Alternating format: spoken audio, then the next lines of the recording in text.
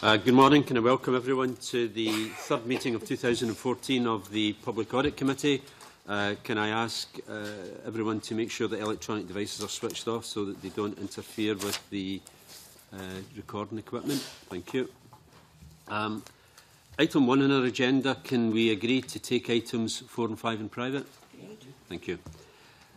Item 2 on our agenda is the Section 23 report, NHS Financial Performance 2012-13, and also Management of Patients on NHS Waiting Lists and Audit Update. We previously heard from Paul Gray, who is the Director General of Health and Social Care, and this morning we have the Cabinet Secretary for Health and Wellbeing, Alec Neil. Welcome, Cabinet Secretary, and he's accompanied by John Conahan and John Matheson, that have been at the committee before, and Professor Jason Leach. So, welcome to the committee. I believe, Cabinet Secretary, you'd like to make an opening statement? Okay. You've never been shy of talking, on you go. I learnt it from you, Convener. Thank you very much indeed. Can I thank you for allowing me the opportunity to make these opening remarks? And can I start with the excellent financial performance of the National Health Service in Scotland? I welcome the Audit Scotland report, which acknowledges that the NHS managed its overall finances well and that for the 5th year running all boards achieved their financial targets. I know the committee has had a particular interest in how we can improve long-term planning and increase financial flexibility, and I would like to briefly outline what we're doing in these two areas. We believe there is a strong and effective focus on long-term financial planning, and we have evidenced this in discussions with Audit Scotland.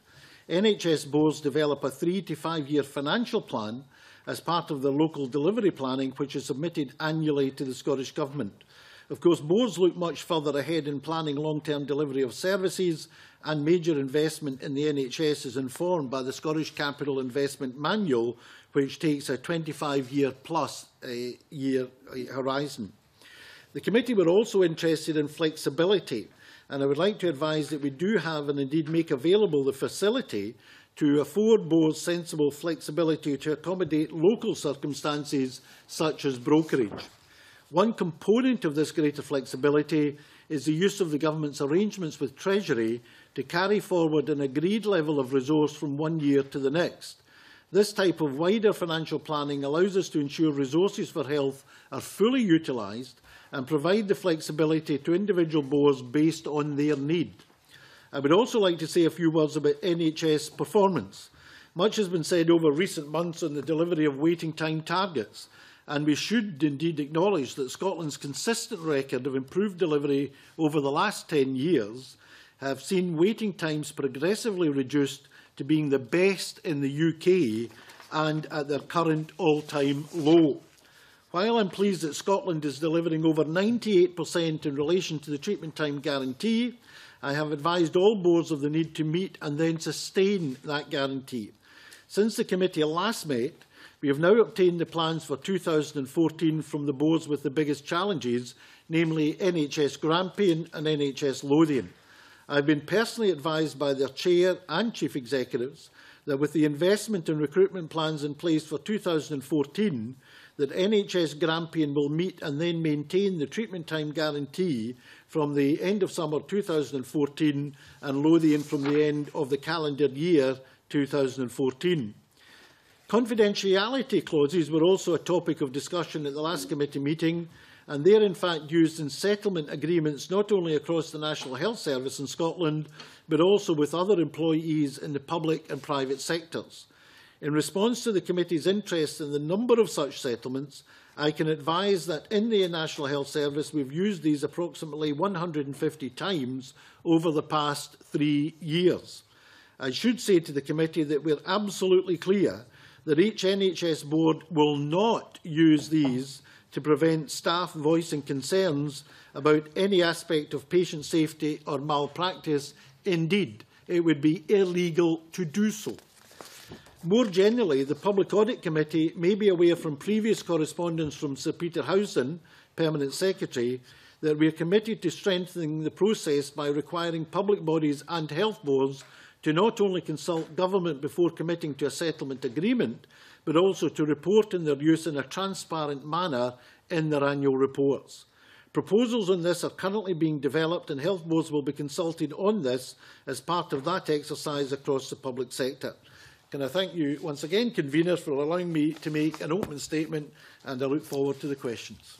Thank you very much for that. I think it's worth emphasising, Cabinet Secretary, what you said about the excellence in the National Health Service, and I think it would be wrong to take any criticism as a criticism of the efforts of individual staff and to question their commitment to a publicly funded NHS. I think the issue for us would be looking at the strains and stresses which are upon the NHS and whether the government is properly factoring in those strains and stresses, and whether we not only are adequately resourcing but planning for some of the future demands. Can I come back to what you were talking about, the treatment time guaranteed, and you've indicated what will be done to try to make sure that some of the health boards meet that, because you are aware from the Audit Scotland report that very few were actually meeting the guarantee. Mr Gray has previously said to this committee that he has accepted that the government was not fulfilling the will of Parliament in this. Do you agree with that? Well, the treatment time guarantee was obviously set down in the legislation by Parliament, and it's now a legal duty on the National Health Service. And by definition, if a health board is not meeting the treatment time guarantee, then they're not meeting the requirements of the legislation. And that's why we are insisting that every health board meets the guarantee. And the two health boards that have, as I said in my opening statements, which have had the greatest challenge in meeting the guarantee, namely Grampian and Lothian, I've made it absolutely clear to them this is there's no option in this. This is a legal requirement, and they must get themselves into a position, as they are doing, to meet the guarantee. Do you agree with Mr Bray that it may not be possible to ensure that there are no breaches of the guarantee? Well, you're always going to have, in a system that's dealing with the number of patients we are dealing with every year, a very substantial risk in terms of, for example, particularly say in a small hospital where there might be one consultant in a particular discipline, and that consultant goes ill for a period of time and does so suddenly. There's always going to be the opportunity and the chance that that will happen. However, until now, across the health service as a whole, we have achieved over 98% in terms of achieving the treatment time guarantee, even with the problems in Grampian and Lothian. And I think by any standard, I think most folk would accept that that's a very, very credible performance. But the law says we must get to 100%, and we are going to get to 100%. This particular issue into law, but not, for example, the right to be treated in accident and emergency within a defined time period? Well, obviously this relates to legislation passed 3 or 4 years ago by the Parliament, and obviously the legislation promoted by your government. Why this one? Well, it was also supported by other parties as well, obviously. Promoted by your government, so why this one and not the others? Well, I'll explain that if you let me finish the sentence. Obviously, Parliament decided that it was a wish of the Parliament to pass this into legislation. And I think this really emanates from the terrible waiting times we had prior to 2007. You'll remember, as a former Deputy Minister for Health, way back in the early 2001-2002, when waiting times for some of these procedures that are now down to 12 weeks were measured not just in months, but in some cases in years. And I think the primary concern of the public was that the waiting times and the waiting lists were both far too long, and that was the top priority.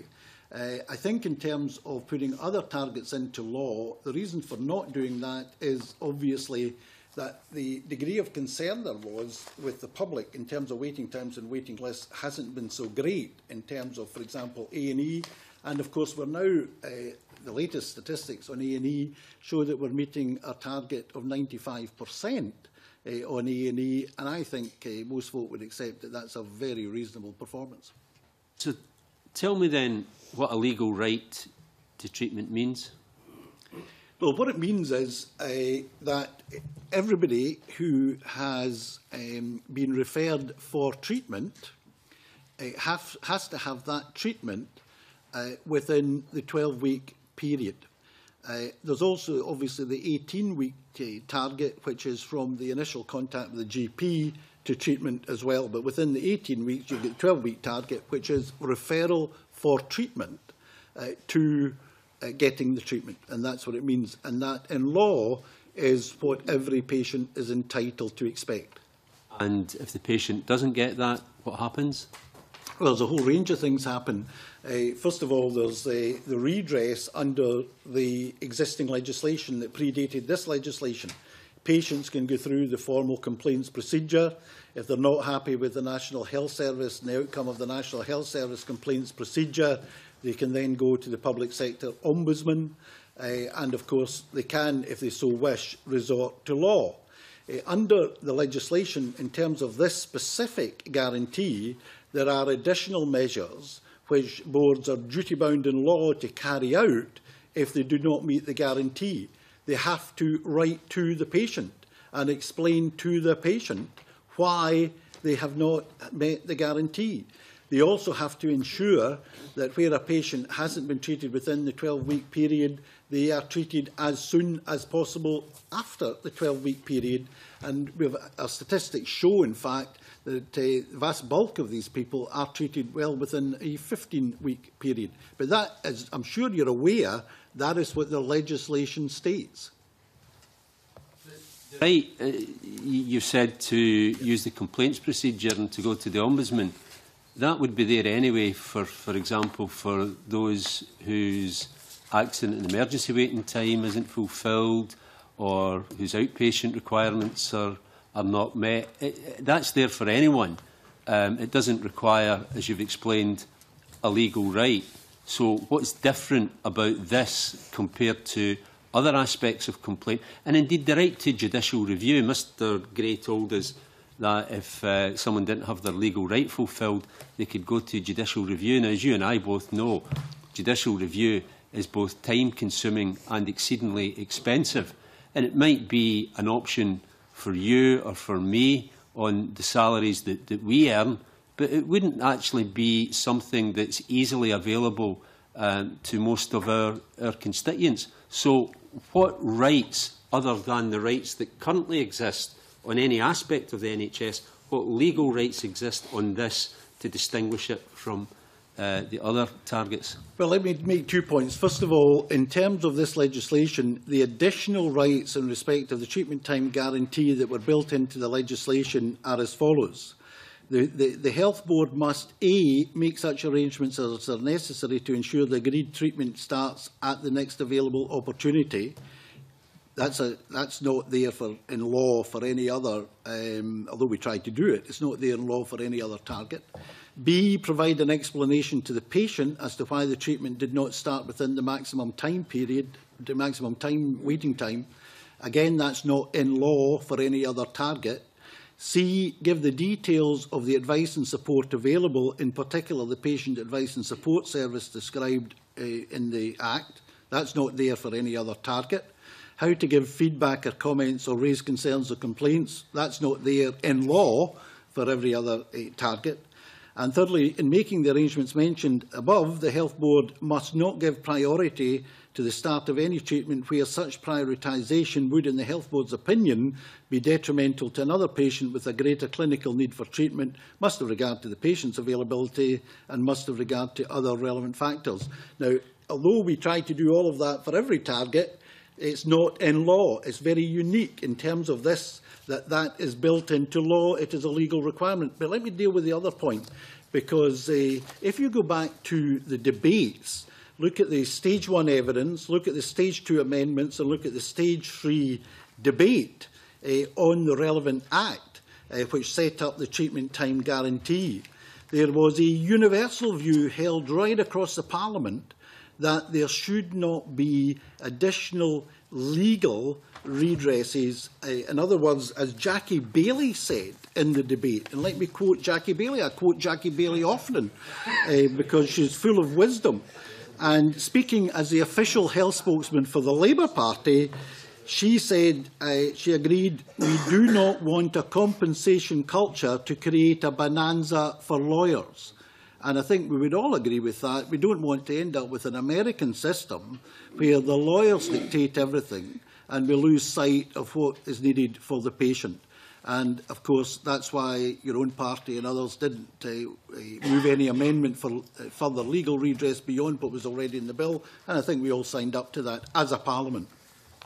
That then comes back to the question, but why bother to put this into legislation in the first place when it's so complicated, when there's no evident, easy route for patients to exercise their legal right, where there doesn't appear to be any impact on the health boards which fail. It becomes a farce because people aren't able to, they don't even know their legal rights, but they're not able to exercise it. And Mr Gray has said that the option is then to go to judicial review. Now, you've read out, Cabinet Secretary, this morning a list of things that should happen if the target's not met. So through you, can I ask that Mr Gray provides the committee with details of the number of instances that each health board has had to do the things that you've read out there, so that we know the scale of it. So we know, for example, that if that is happening, that people are being informed, that they are being told, and that the requirements are being met, because presumably the statistics will be there. Can I first of all say, to describe this as a farce is ridiculous. The farce was when people had to wait months for this kind of treatment. They're now getting it in 12 weeks. We inherited a farce of long waiting times and long waiting lists. And it was a public priority at the time to deal with waiting lists and waiting times. And we've done that so dramatically. We now by far, have the best waiting times in the whole of the United Kingdom. And if you compare us particularly to Wales, where the waiting times and the A&E turnaround times are way out of control, then the Scottish health system is doing brilliantly. To describe that as a farce, I think really is a bit ridiculous. The second point I would make is you said in your opening remarks that people are not being able to exercise their legal rights. That's not true. They are exercising their legal rights within the contents of this Act. And all the procedures I outlined are being exercised. Thirdly, the statistics are available. We'll send them to the committee. They're already published. And we'll send any additional information that the committee wants, because clearly I'm very keen to ensure the committee has all the information that it requires to do its job of scrutinising this to make sure we're delivering on the legislation. The information I've asked for are in each of the categories that you specified there, to know by health board area how many times that each of those issues were actioned. So that's fine. We'll provide that if it's there. I think you misinterpret what I say if you try to suggest that I was describing what's happened on waiting lists as a farce. What I've said is the right of people to exercise their legal right is a farce if they cannot exercise their legal right. And Mr Gray has previously told us that they could go to judicial review. Now, I don't know, I haven't come across any cases where people have been written to by health boards. I don't know, Cabinet Secretary, whether you've had to intervene over the last couple of months for any individual cases with any health boards where people are telling you that their legal rights haven't been met, have you? I've had nobody come to me and say their legal rights have not been met. Where they've had a problem with the treatment time guarantee, as far as I can see, every patient who's come to me as a constituent in Airdrie and Shotts has been told as to why there's a problem. But we will absolutely give you the information on where any health board has not carried out its legal duty, and if any member of the committee, or indeed any member of the Parliament or any member of the public believes there is an example where it has not been carried out, please write to us, let us know, because we will then take corrective action to make sure that that happens. That's helpful. So you're saying that you've not had to contact any health boards on behalf of any individual who's said that their treatment time guarantee hasn't been met? As an MSP or as a Cabinet Secretary? Well, either. I, as an MSP, I certainly haven't, and as a Cabinet Secretary, I don't recall having had to do that, but we'll double check to make sure if any of us have had to do that, and we'll certainly provide the information because it's in our interest, and I'm determined to make sure that every health board in Scotland abides by the law. And could you also provide us with the details which are provided to each patient, which tells them how they can exercise their legal right? What, is that in the form of a leaflet or is it a letter that's issued to them? Well, two things. First of all, at every stage, there is information given to patients. For example, if a patient is in a position where they are unable for their own reasons to attend within the 12 weeks, then they are told then what happens and what their legal rights are. If for any reason the health board is unable to fulfil the guarantee, the patient has to be told, as it says in the primary legislation, the patient then has to be told by the health board at that stage as to why that's the case and when they can expect to get their treatment and if there's a choice of locations and where the treatment can take place. So there's actually, what I think we should do is, we will give you a flow chart showing from the time the patient goes to the GP right through the system where they're not getting the treatment time guarantee, what should happen in law and the information they should be given. The second point I would make is we are actually in the process of reviewing this because obviously the treatment time guarantee has been up and running now for over a year. It was introduced from the 1st of October 2012, and I want to make sure that not just that we're telling patients, but we're telling them timiously, we're telling them in language that's easy for people to understand and not too legalistic. We're telling them in the various different formats, because obviously a lot of patients now like to get emailed, and I would like to get into a position where we use the method of communication preferred by patients. So we're currently reviewing that, and we'll be publishing the report in that review by the end of June. Thank you. And what sanctions are taken against health boards if they don't meet the targets? Well, if the health board doesn't meet the target, we obviously sit down with them, as we've done with Grampian and Lothian, and rather than take a sort of legalistic approach to this, our preferred approach is to work with the health board to get them into a position to make sure that they will deliver. Now, in the case of Grampian and Lothian, in both cases, that's involving a fairly substantial investment programme. In Grampian, for example, part of that investment programme is the commissioning of 3 new theatres in the Grampian area between now and the summer of 2014 to make sure that they can deliver on the treatment time guarantee. Most of the other boards, although there might be the odd month they haven't met it, actually for most months, most of the other boards have met the treatment time guarantee. And overall, actually, as I say, even with the problems in Grampian and Lothian, we're still at over 98%, which I think, as far as the public are concerned, is a fantastic achievement. Okay, thank you. Bob Doris.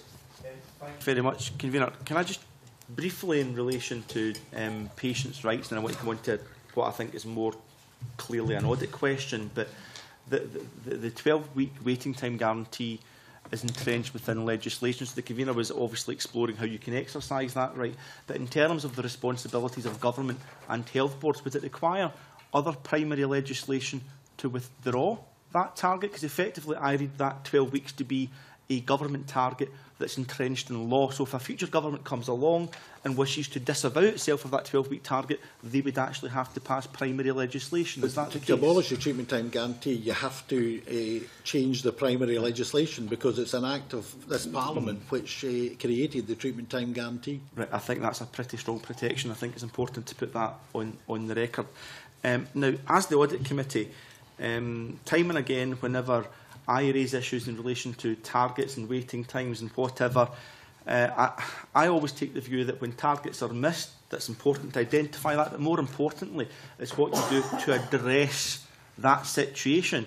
And I think that's a clear role for this committee to audit that process, and it's with reference to that and budget decisions that I would like to address my question. So I see that the audit update from the Auditor General says that in Glasgow, my health board there, I'm delighted it's 100% that are getting their waiting times guarantee target. But in NHS Grampian, for example, as mentioned, it's 96.1%. Now, you also mentioned about 3 new theatres, operating theatres being developed in Grampian. What I would quite like to see in terms of the audit process is that where waiting time targets are missed, particularly given this is a legally entrenched right, that we don't just see that part of the picture, but what we also get to see are the financial decisions taken by each health board to invest to address that problem. That would certainly help me in terms of the audit process. I don't know whether there's a role for yourself, Cabinet Secretary, in that,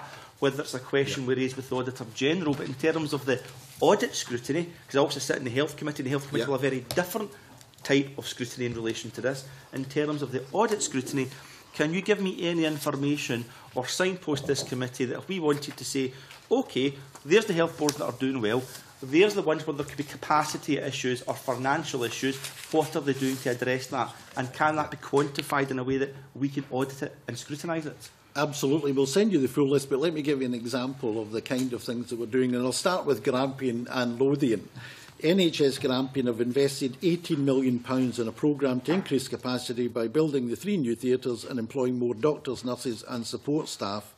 And that's been planned over this year, the final phases of which will be completed shortly. NHS Lothian has an investment plan totalling £37 million over the course of the next 3 years to increase internal capacity. And they reckon that they will reach the treatment time guarantee by the end of the financial year. We've also provided NHS boards with some £29 million specifically for waiting times in the current year. And as you may have noticed, that I announced an additional £1.5 million yesterday for the Golden Jubilee to increase capacity there, 1,500 extra operations a year. 1,200 of those will be for cataract and 300 of those will be for joint replacement. I have a list here. Let me give you examples of others. Air Shannon investing around £9.7 million, recruiting 13.5 full-time equivalent consultants, nursing and other clinical support staff to increase capacity in orthopaedics, cardiology and oral maxillofacial. Borders are investing £1.46 million for the same purpose. And Fraser Galloway, £2 million, Fife an additional £2.3 million. This is on top of their normal investment programme.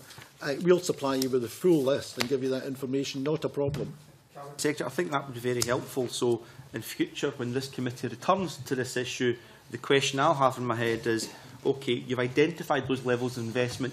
This time next year, or whatever the appropriate time period is, has there been improvement? If there has, fantastic, we'll recognise that. If not, we'll certainly have questions to ask about why that money has not been used in the most appropriate and effective way. But if you could, I think if you could provide the committee with a financial sum for each health board and what a summary of what their action plan would be using those finances, that would then allow us to audit in the future about whether that money has been used effectively to meet the 12-week guarantee, which I'm glad across this committee we all share in that commitment. Thank you, Convener. We'll do that. Thank you. Colin Beattie. Thank you, Mayor. Cabinet Secretary, there's been a recurring theme coming in front of this committee in relation to availability and quality of information on which decisions are being taken. And perhaps I can refer to page 24 on the management of patients and NHS waiting lists here. There have been, across the whole public sector, there's clearly been a deficiency in the way that figures are being produced, or even whether they're produced. Now, referring to the report here, ISD Scotland is developing an electronic benchmarking tool of key indicators. Now, that's supposed to be available from January 2014. Do we have any implementation dates for that? The tool is available January 2014. Do we have an implementation date for that throughout the different health boards? And a comment is also made in paragraph 41 on that page about NHS boards continuing to improve their own internal monitoring. Clearly, they're having to build on the systems they've got in order to produce figures that are meaningful. Are we satisfied that that's being adequately monitored and driven forward? The benchmarking system of the National Health Service is up and running.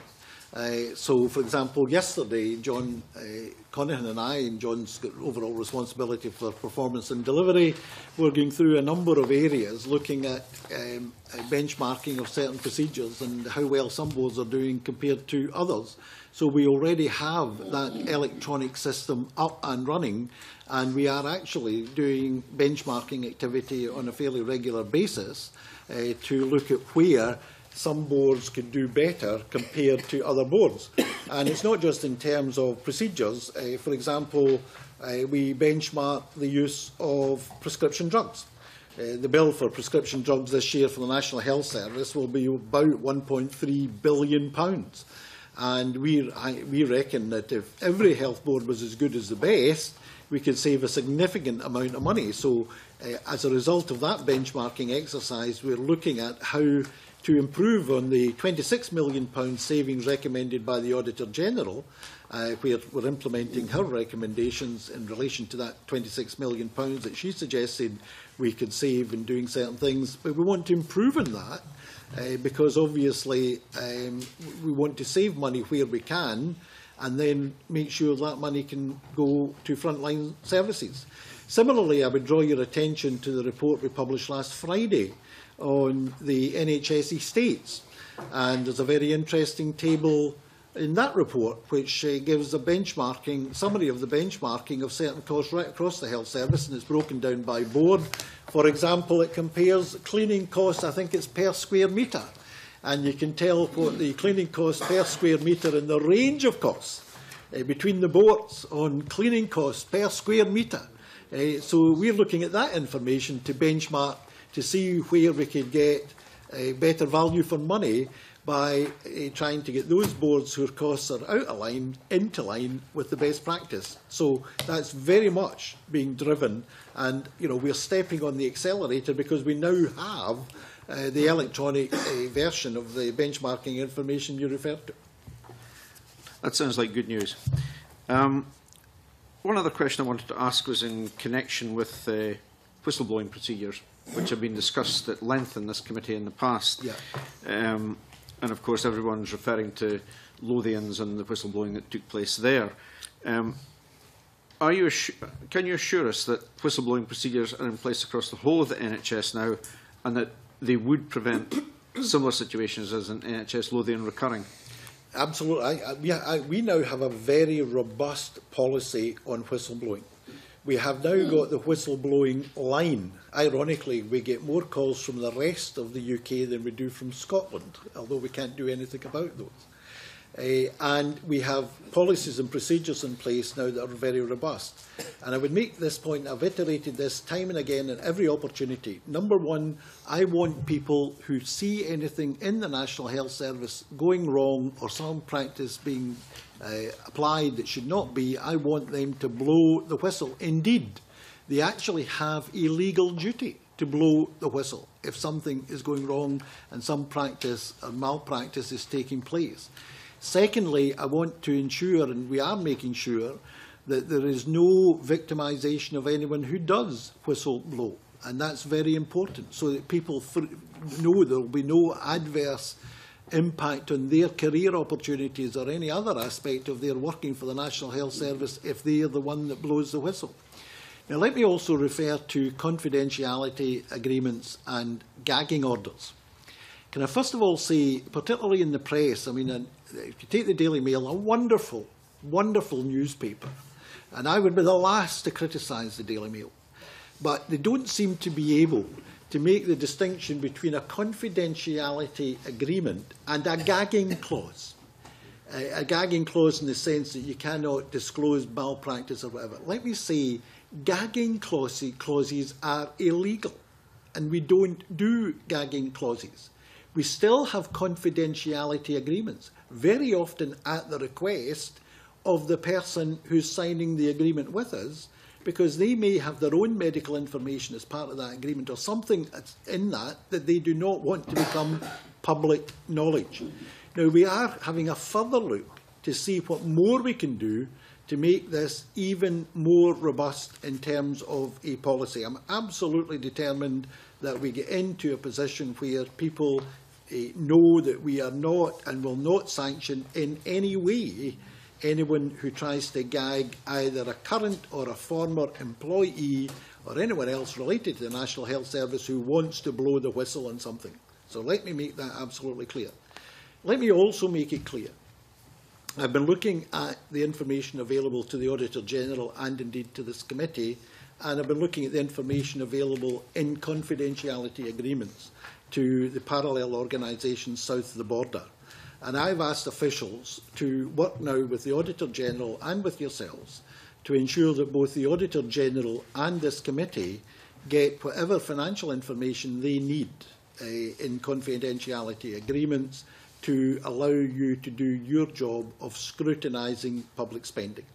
And I think that is another example of where I'm very keen, where I can, within obviously the spirit and the legal requirements of confidentiality agreements, to give both the Auditor General and this committee the information they need to do their job. Okay, so I've asked Paul and his team to look at that and discuss with the Auditor General and with the committee and how best we can make that happen. Thank you. Thanks. Ken McIntosh. Thanks very much. And just to continue the same line of questioning, if I may, Kavina, I welcome your comments, Cabinet Secretary. I think people will be encouraged, at least, at your intention in this regard. But I'm not quite sure that that's happening in practice at the moment. Can I ask, were you pleased that, to see the decline in the use of unavailability codes that were flagged up by the Auditor General in her report? Well, the unavailability codes, obviously, I mean, a lot of the unavailability is patient unavailability, and obviously in terms of the treatment time guarantee, then patients have the right, obviously, to say that I can't be available. I might be on holiday or I might be doing something else on business. And therefore, we have tightened up enormously compared to the previous system, and we've implemented the Auditor General's recommendations to make sure that unavailability codes cannot be abused in any way and used to hide anything that's going on that shouldn't be going on in terms of measuring the time it's taking for people to get their treatment. Just to clarify, you agree that they were misused by NHS Lothian at the time? Well, I don't think there's any doubt about that. I think the report into NHS Lothian made that absolutely clear. And a lot of the tightening up, obviously, we've learnt a lot of lessons. I think we've all learnt a lot of lessons from the NHS Lothian experience. As you know, we've been working with the Health Committee in a great deal of detail to make sure that we now have a much more robust system for ensuring that we have a validated statistics and information to measure waiting times for patients. I'm glad there's a new system. The Auditor General in her report specifically highlighted that the general use of unavailability codes began to decline after it was identified as a problem in NHS Lothian. But she also points out that this was not because it was revealed by scrutiny. In other words, she could not reveal the misuse of unavailability codes through audit, and it was revealed by a whistleblower. Do you accept that was actually what happened? Well, I think we all know about NHS Lothian, and there was an abuse of the system, and obviously we've taken appropriate action. The Chief Executive is no longer there, for example, in NHS Lothian, and I think my predecessor took very decisive action to deal with the NHS Lothian situation. But even in other areas, if you look at Greater Glasgow and Clyde, for example, and go to the Auditor General's report last year, when she did a complete review of the way in which we measure waiting times across all the boards, even where she was critical of some of the systems, when a paper audit was done to see if there was any fiddling going on, there was no fiddling in any other board other than what had taken place in NHS Lothian. So the Auditor General, I think, is now satisfied, and of course we are all the time improving the systems. If you take Glasgow again, when we came in 2007, there were 11 different IT systems being used to measure waiting times in Glasgow. We'll now get that this year, it's going to be down to one. And that's one way in which we can ensure the authenticity of the information that we're being given. Okay. Just to ask again, though, were you pleased, and do you recognise the importance of the whistleblower in exploring and in revealing the misuse of unavailability codes, and therefore the importance of whistleblowing in this regard? Absolutely. I've just said I want people who see malpractice to whistleblow, because I'm not here to defend malpractice in any way, shape or form. And, you know, I have had discussions with whistleblowers, some of whom in the past have felt as though they have been victimised, and where I can, or where any of us can ensure that that doesn't happen, we will do so. And I've absolutely made it clear, not in more than one occasion and in writing, to every chair, to every board, to every chief executive throughout the National Health Service in Scotland, that people who blow the whistle should be welcome. We should listen to what they're saying, check it out to see if it stacks up, and we should make sure that people who blow the whistle and are in no way victimised within or by the National Health Service or anyone else working within it. In that case, can I ask, why is a confidentiality agreement inserted automatically in every single settlement arrangement within the NHS, or compromise agreement within the NHS? Well, that's been standard procedure for a long, long time. And as I said, I'm looking at how we can be more robust. I am quite happy. We're looking at whether we can relax some of the procedures in terms of confidentiality agreements. There are legal implications. We need to be very cognizant of the law and various other things as well. But the one thing I should stress, that even where it's a confidentiality agreement, the information in relation to whistleblowing type activity is specifically in the agreement. It's written in that you cannot in any way have action taken against you. If you sign a confidentiality agreement as part of a settlement and you leave the employee of the National Health Service and the next day you phone up the newspapers or you get in touch with a local MSP to whistleblow, that is not a breach of the confidentiality agreement, and no action can be taken against you per the confidentiality agreement, and no action would be taken against you. In fact, I would welcome it, because I think where there's malpractice, people should blow the whistle. In that case, do you recognise that in a confidentiality agreement it's actually illegal for someone to even declare that there is a confidentiality agreement?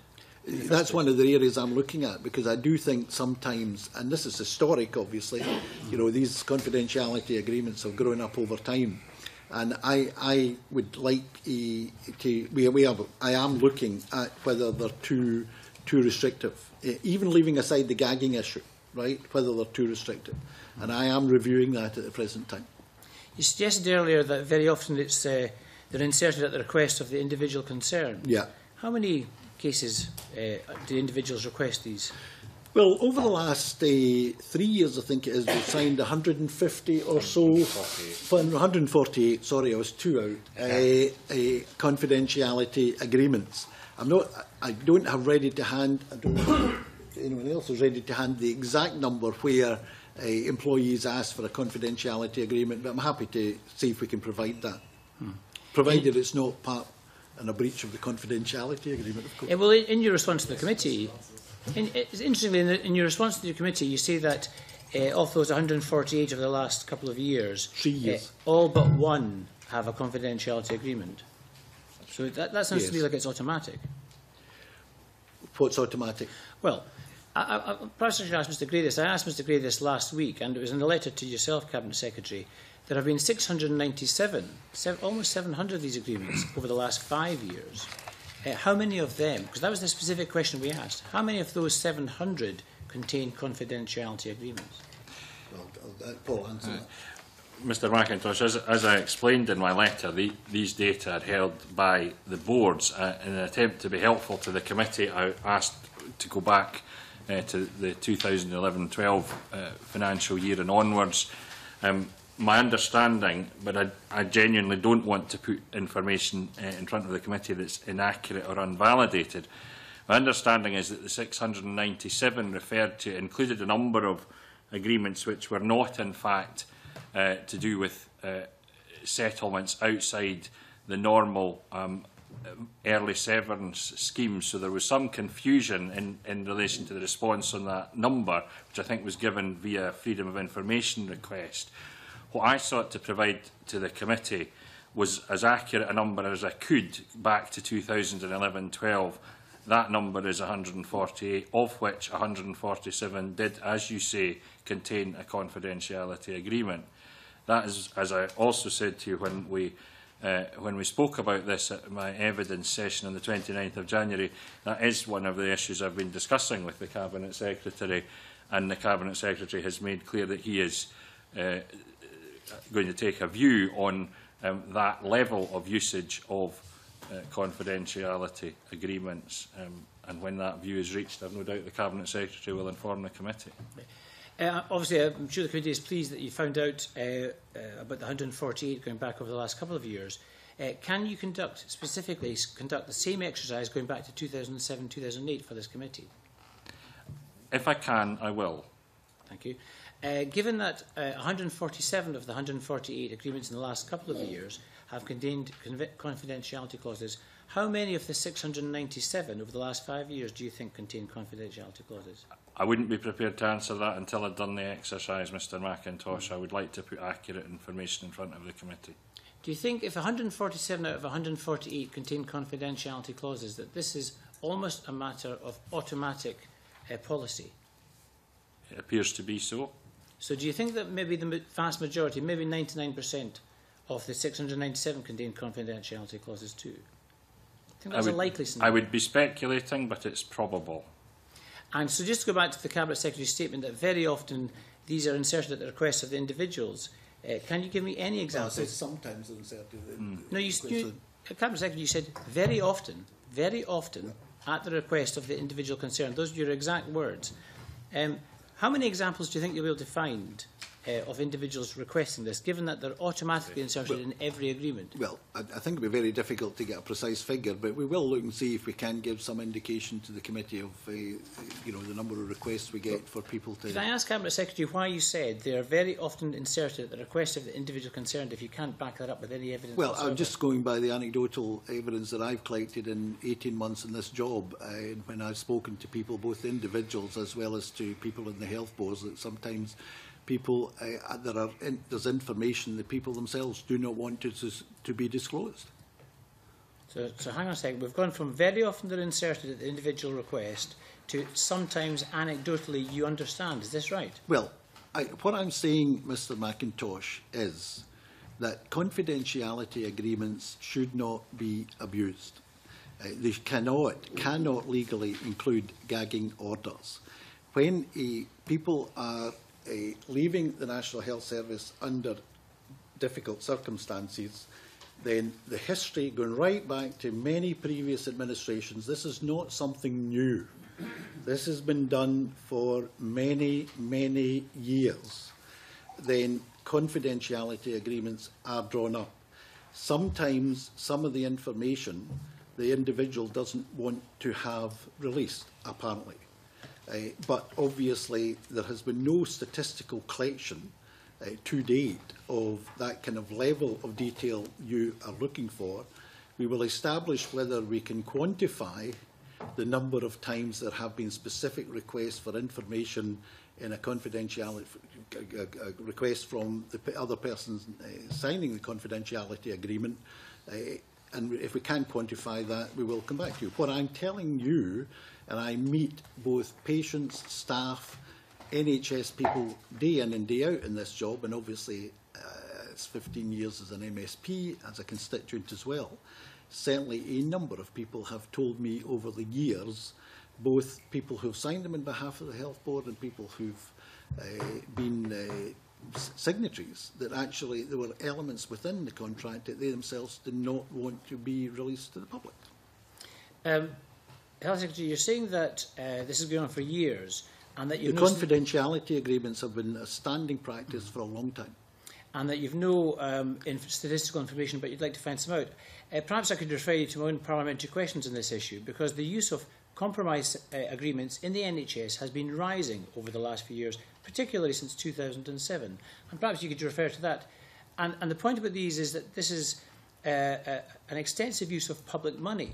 Could I ask you, how much money do you think is spent, or could you find out how much money is spent enforcing or including these confidentiality clauses in the NHS contracts? Well, any information around the costs of them, as I said earlier, I am happy, and unlike any of my predecessors, I am happy to get that information both to the Auditor General and to the committee to allow you whatever information you need to do the proper scrutiny. And it's precisely because I am further reviewing the role of confidentiality clauses, because I do have concerns that they may be unnecessary in many cases, or they're over-restrictive in many cases. And that's precisely why I am reviewing it. One of the reasons, of course, why the number has gone up is because there's been a substantial increase in the number of people we employ in the National Health Service since we came to power. Can I ask specifically whether you'll find out exactly how much has been spent enforcing gagging clauses? If that figure can be obtained, we would be happy to share it with the committee. I doubt, honestly, whether it can be obtained, but we will ask the Central Legal Office if it can be obtained. Can I ask for your comments both on the case of Dr Hamilton and Mr Rab Wilson, who's petitioning the Parliament, why in those cases, well, before I do that, can I ask how many public interest disclosures or protected disclosures have there been within the NHS over the last 5 years? We can give you that information. We'll try and get that information for you. Do you believe that any of the 697 that have signed confidentiality agreements have actually made a protected disclosure? I will come back to you on that. I'm not going to give you information that I've not checked out beforehand. Do you think that the use of these clauses encourages an attitude of transparency within the NHS, which you were talking about earlier? One of the reasons I'm reviewing it is because I want to ensure that they are not being used to hide what should be transparent. That's why I'm reviewing it, unlike any of my predecessors. When the mid-staff's I'm sure report... there were many signed when Mr Henry was a junior health minister. When the well, they're not mid-staff's... signed by the minister, but they'll be signed at that time. Do you think that the health service in Scotland has anything to learn from the Mid-Staffordshire scandal in particular? Absolutely, and we've absolutely responded, not just to Mid-Staffordshire, but to the subsequent inquiries, the Keogh inquiry, indeed the Berwick inquiry, which is one of the inquiries that followed in Mid-Staffordshire. Professor Leach was actually a member of that team chaired by Professor Don Berwick. And do you think that you have gone as far as your... And who describes the health service in Scotland as the safest in the world. And do you think that legally the situation in Scotland is as strong as it is now in England for the protection of whistleblowers? Well, I'm not legally qualified to make a judgment on that. You'll have to ask a lawyer. Thank you, Convener. Just want to bring in Tavi Scott. On the whistleblowing in Lothian, Mr Conaghan told the committee twice that he was the whistleblower. Why did a senior member of your management team have to use the whistleblowing process in order to rectify a problem? Well, I think what Mr Conaghan said was that he identified the problem in terms of reviewing the management information, but I'm happy for John to expand on that. Just before he comes in, I'll give you his exact words. I've read it. I can remember exactly what happened with NHS Lothian because I was the whistleblower. And then he went on to say that report was made public in, I think, March 2012. As I said, I was the whistleblower. Well, as I say, my interpretation when I read that, and John can speak for himself, my interpretation was, as the person who has got primary responsibility for reviewing performance and delivery information, that he identified there was a problem. But John can speak for himself. Happy to amplify, Convener. In any situation like this, which is complex, you have a number of layers. And I think it's true to say that unfair offers of treatment to an English healthcare provider from NHS Lothian were identified. So the very first part of this, I think we need to recognise, was raised by a member of the public, probably I think around October 2011. Now that's a world of difference from what eventually unravelled in NHS Lothian about deliberate manipulation of statistics, and it's in that respect that I made my remarks about being a whistleblower in this.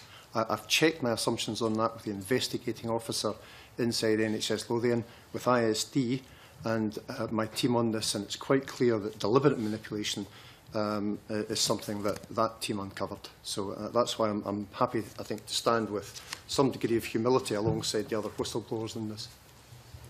So was there someone other than you who was the whistleblower? I'm not really quite sure in that respect, but I certainly just recall what we did inside the team, which uncovered deliberate manipulation. And I'm not aware of anyone else that wrote to NHS Lothian at that time to say that this now needs to be subject to detailed internal audit. And that was my letter of the 6th of January that I referred to last time. Does the Health Service keep a record of whistleblower complaints? In the sense that we have a register? Yeah. Not per se, because the whistleblowing is primarily in the boards, and that's where the whistleblowing takes place. Each board would be able to tell you, I think, how many times someone has internally raised an issue. There's a whistleblowing procedure. Is that correct? Yes. Yeah. So when someone uses the whistleblowing procedure, is there a record kept of the complaint that's made? Each board will have their own record, yes. Right. So Lothian Health Board will have a record of the whistleblowing complaints that have been made? They should have, yeah. Right. And the records will show that on this, that it was Mr Conahan that was the whistleblower and not anyone else? No, Convener, you know fine that's not the case. Mr Conahan's operating as the Director for Delivery and Performance, and he was using the word whistleblowing in a slightly different context from the one. When we're talking about whistleblowing, I think if we're having an adult conversation about this, we're talking about people working in the National Health Service, in the boards, who see malpractice and report it.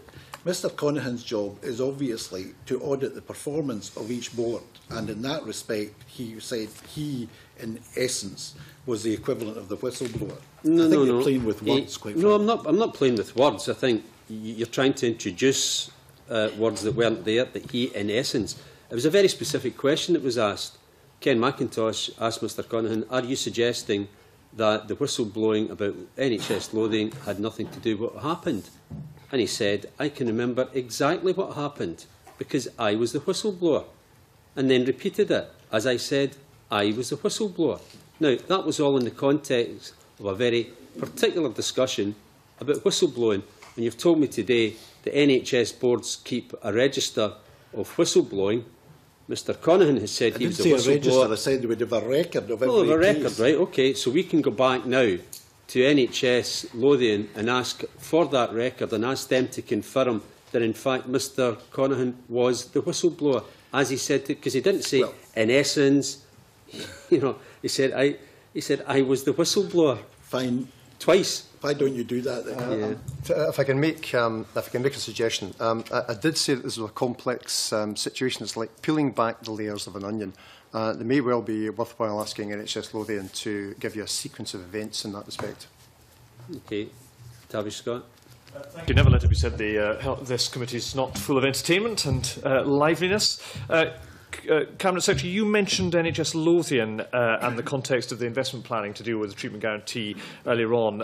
In the letter Mr Gray helpfully provided to the committee, it mentions, and I quote, NHS Lothian has the biggest backlog and, as the committee is aware, is making use of private sector facilities to manage this down.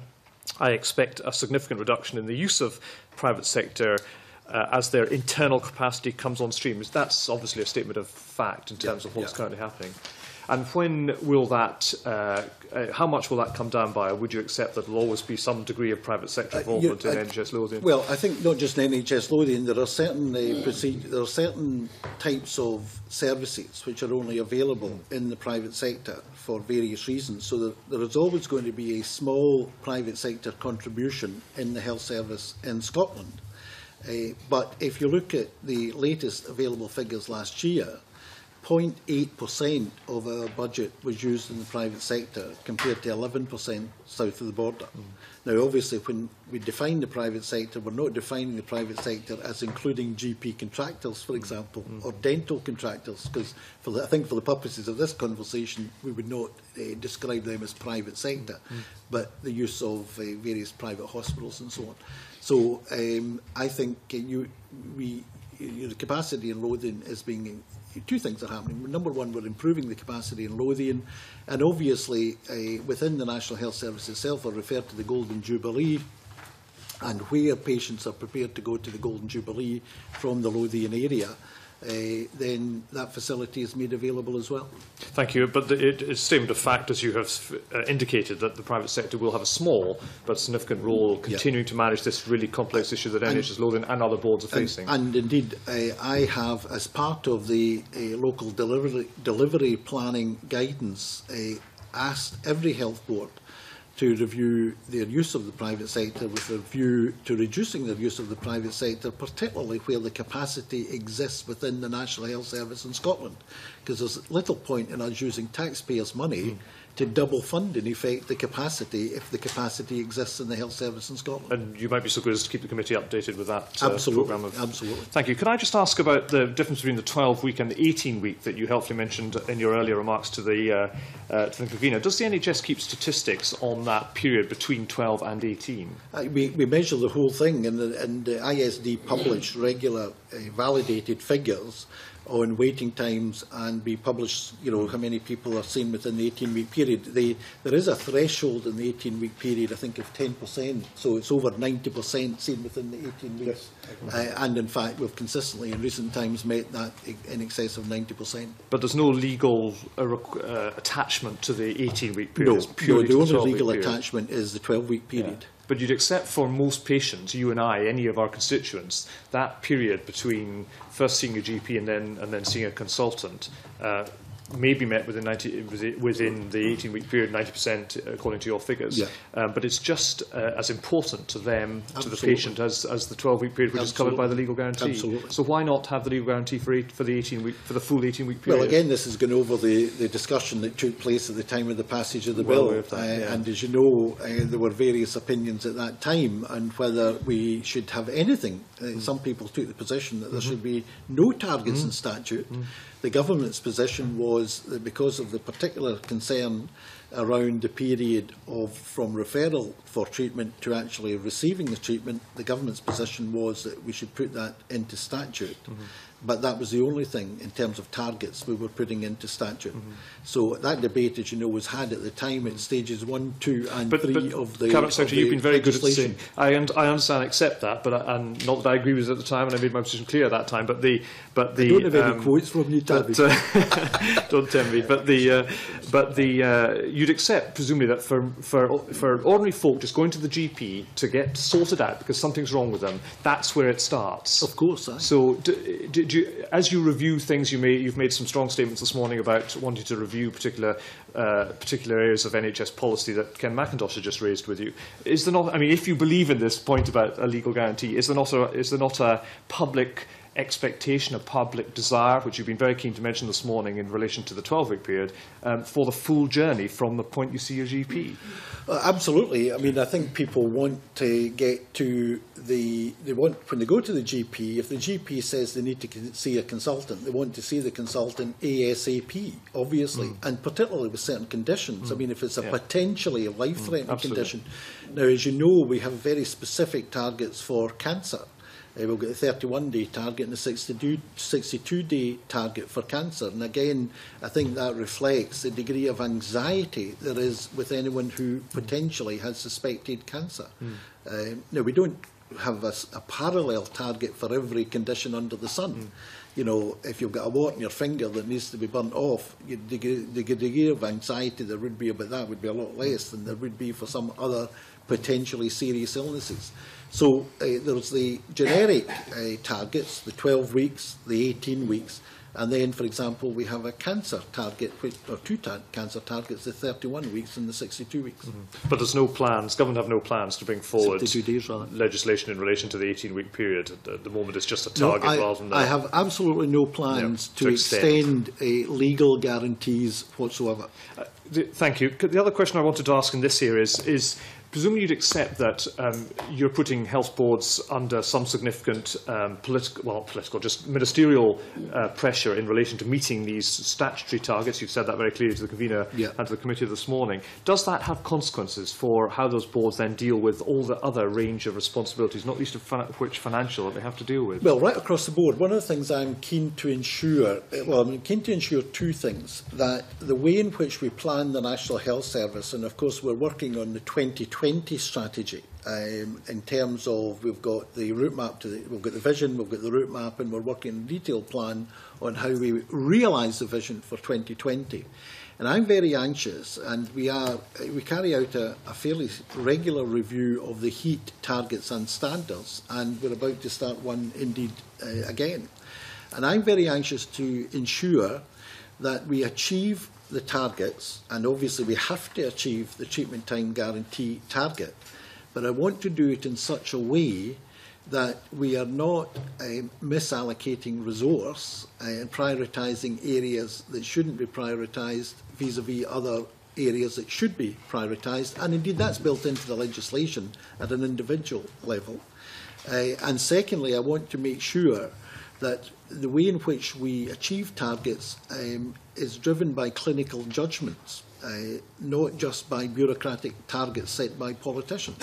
And the way in which we issue guidance, the way in which we try to manage these targets, they're obviously, and one of the reasons why we have the threshold, for example, on the 18-week target, is obviously there's an element of clinical judgment. There are situations, you take cataract's a very good example.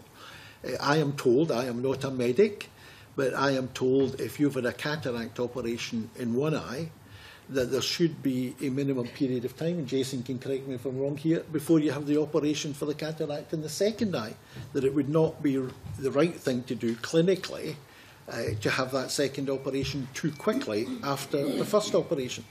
Now, it may well be that that patient, you see a target, but clearly there, clinical judgment must reign supreme, because it's the right thing to do for the patient.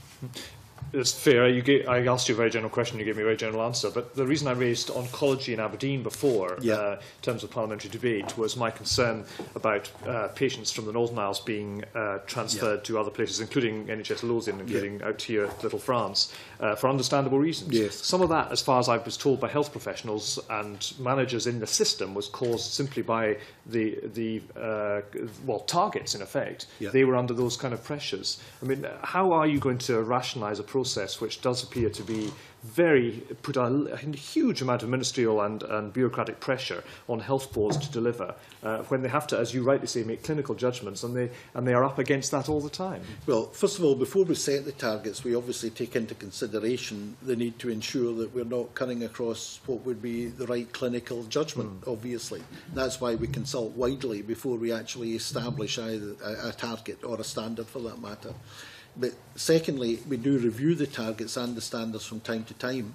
And, for example, I had a recent discussion with the Royal College of Physicians, the Royal College of Glasgow, and this was an issue I raised with them, about the application of targets to make sure that the targets are not undermining the role of clinical judgment. And I want to make sure that any target we have does not do that. And that's why, for example, the threshold on the 18-week target, I think, allows that pressure not to build up.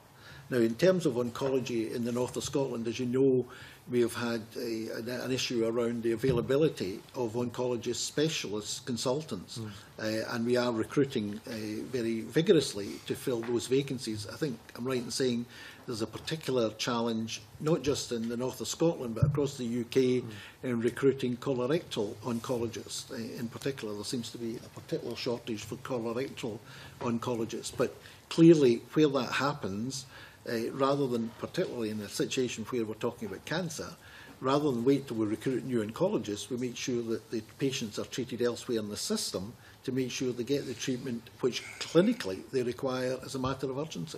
Absolutely. Thank you. Can I ask one final question, Convener, on the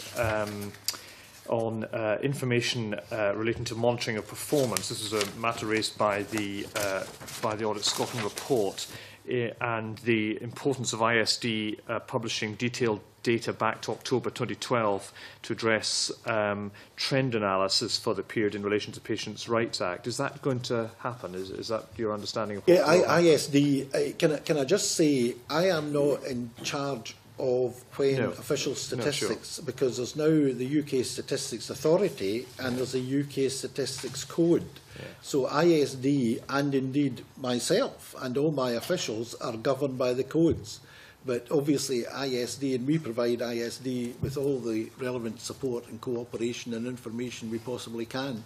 But obviously they have to follow the code and follow the instructions from the UK Statistics Authority in these matters. I understand that, and the committee is being told that all NHS boards will be providing detailed waiting time data to ISD by April of this year, which I think is 2 months later than reported to Audit Scotland, and that data will not be published until the end of August 2014. Is that your understanding of the that's position? Because once we supply the information, my understanding is it then has to be validated and go through the validation procedure laid down by the UK Statistics Authority. And then it will be published in the summer by August 2014. Okay, thank you. Coffee. Thank you very much.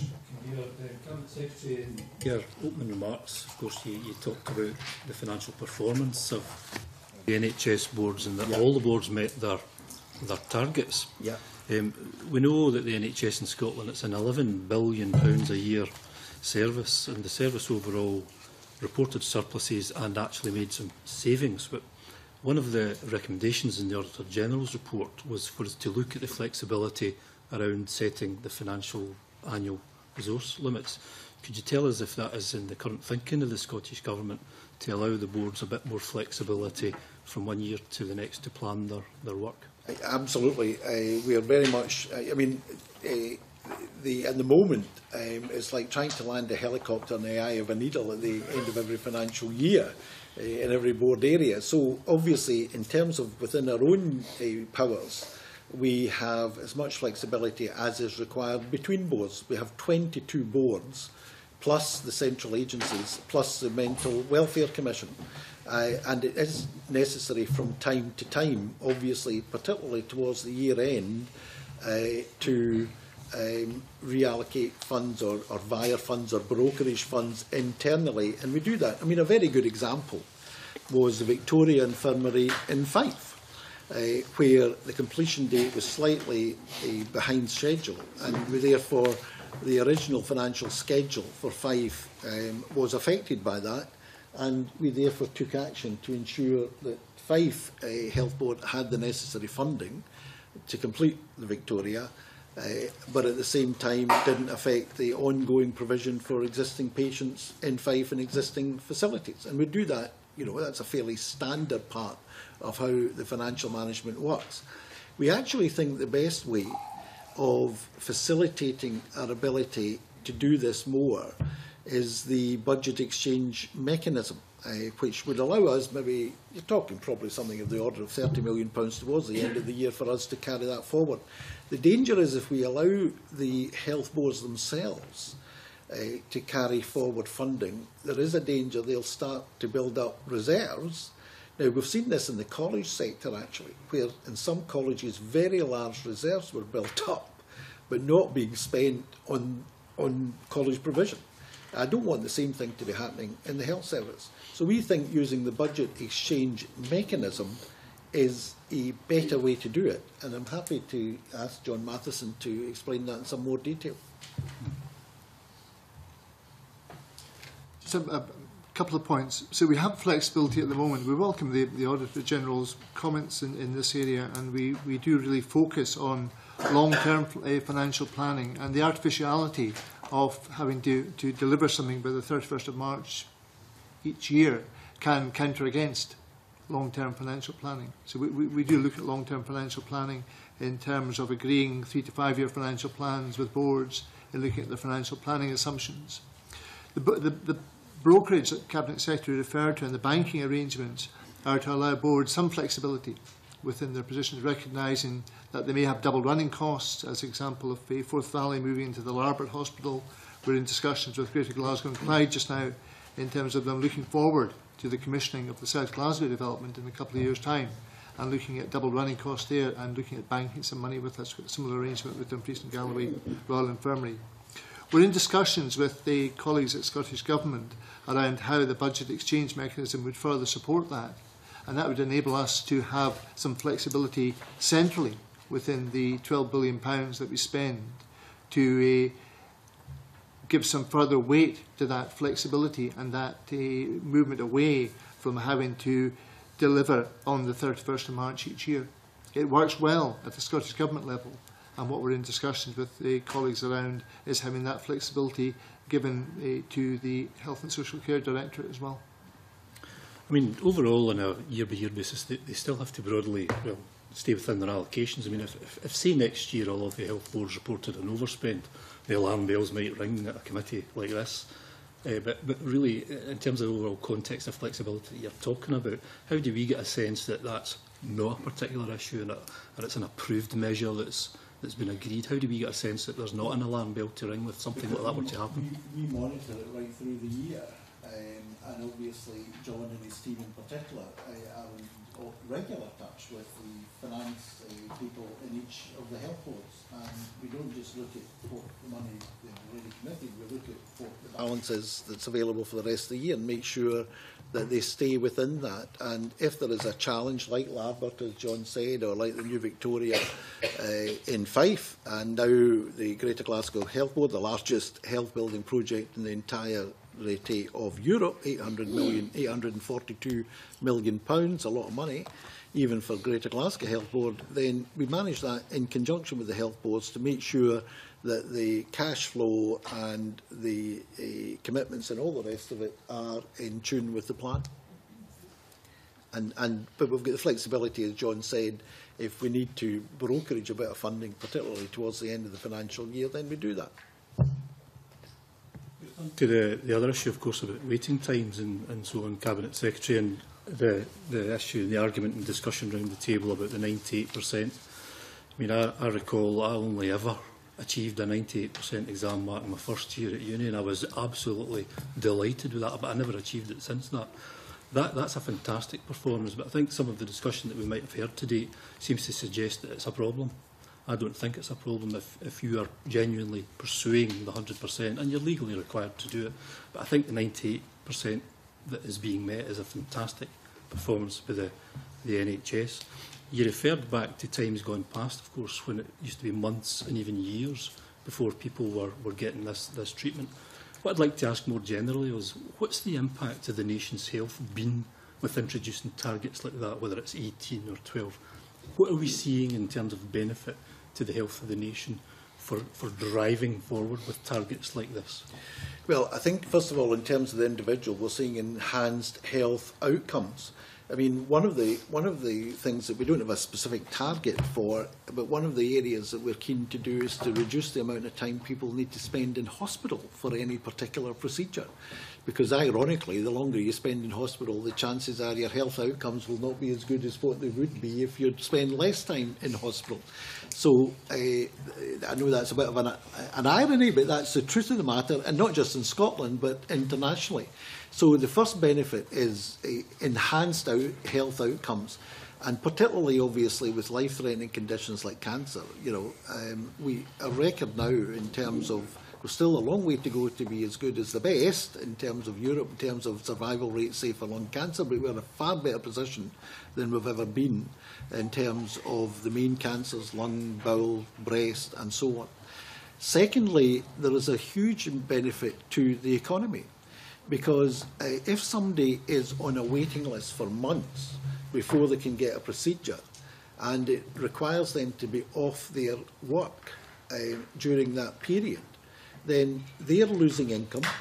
They're very often having to go on long-term sick pay, so there's a cost to the exchequer. And, of course, their health will deteriorate until the procedure is done, in many cases. So there's both a financial loss, very significant financial loss to the individual in those circumstances, but there's also a big financial loss to the state.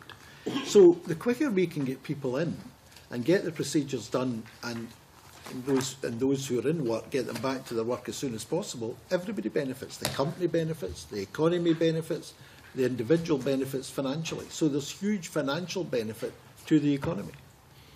You said, of course, that there are clinical reasons behind something like 12 weeks. I mean, I wouldn't understand why it's 12 or 11 or 10 or 13 and so on and so forth. And it was me who asked the question previously about how quickly do we pick up people beyond the 12 weeks that haven't met the 12 weeks. I think sometimes we can forget when we set a target to collect up that information at the tail end, something like that. And I know Mr Gray responded to that issue in your response. I'd be keen, as a member of the Audit Committee, to keep a close eye on that. I mean, if the 12 weeks, if there's something important medically about 12 weeks, and I appreciate what you're saying, I would be very keen to see some kind of response about how we pick up those who don't meet the 12 weeks and just how we perform there. But and I don't want to push you. No, but any I can give you a statistic. I'm just looking for it, but I'm sure John has it in terms of, I think it's nearly, what's the percentage you'll get treated within the 15 weeks, John? I think the answer that we've given was included in Mr Gray's letter. It was 99 points. Within the 15 weeks. So something.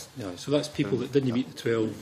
Nearly all of them were seen within 15. Absolutely. Can I just add one other thing into this, just in terms of what perhaps some of the hidden benefits are of having a relatively tight performance regime around waiting times. And it's actually encapsulated in a little document we had around 18 weeks, and it was about transforming the patient pathway. One of the benefits here of us looking at that, we've had a transformation in the level and the amount of day case surgery that has been undertaken within Scotland. Now, that's a benefit to patients, and it's also making the NHS a little bit more efficient and productive.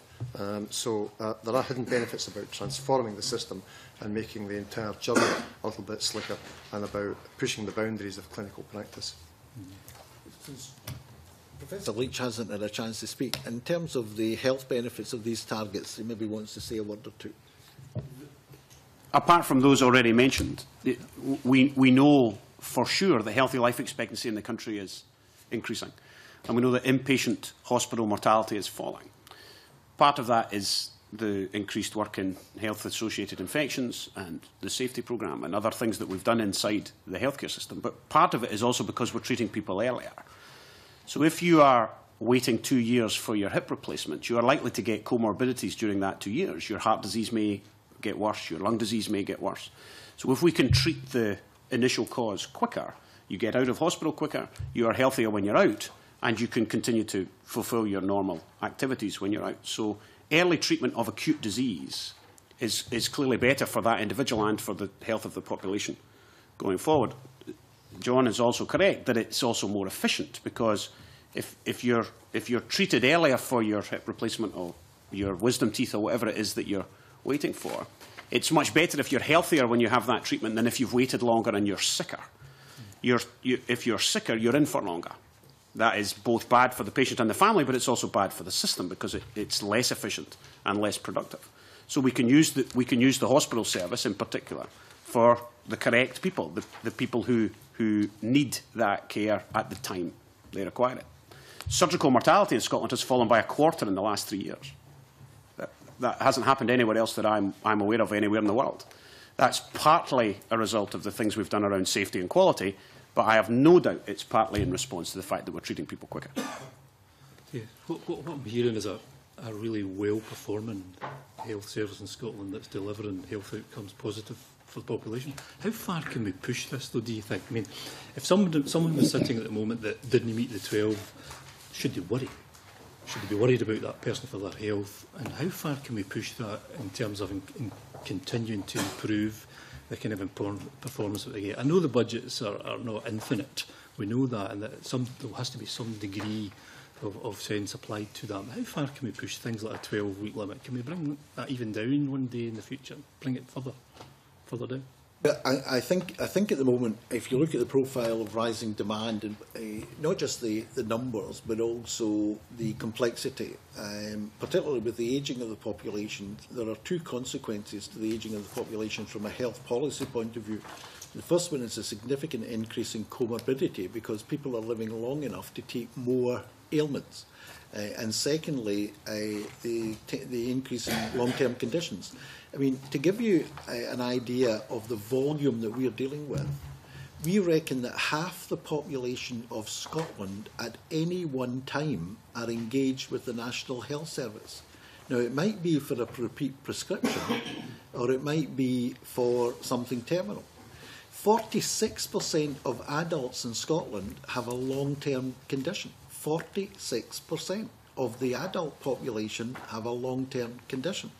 So the volume that we are dealing with, we are dealing now with A&E presentations of the order of 1.75 million a year. We, every year in Scotland, somebody sees a doctor over 30 million times. Not the same person, I should add.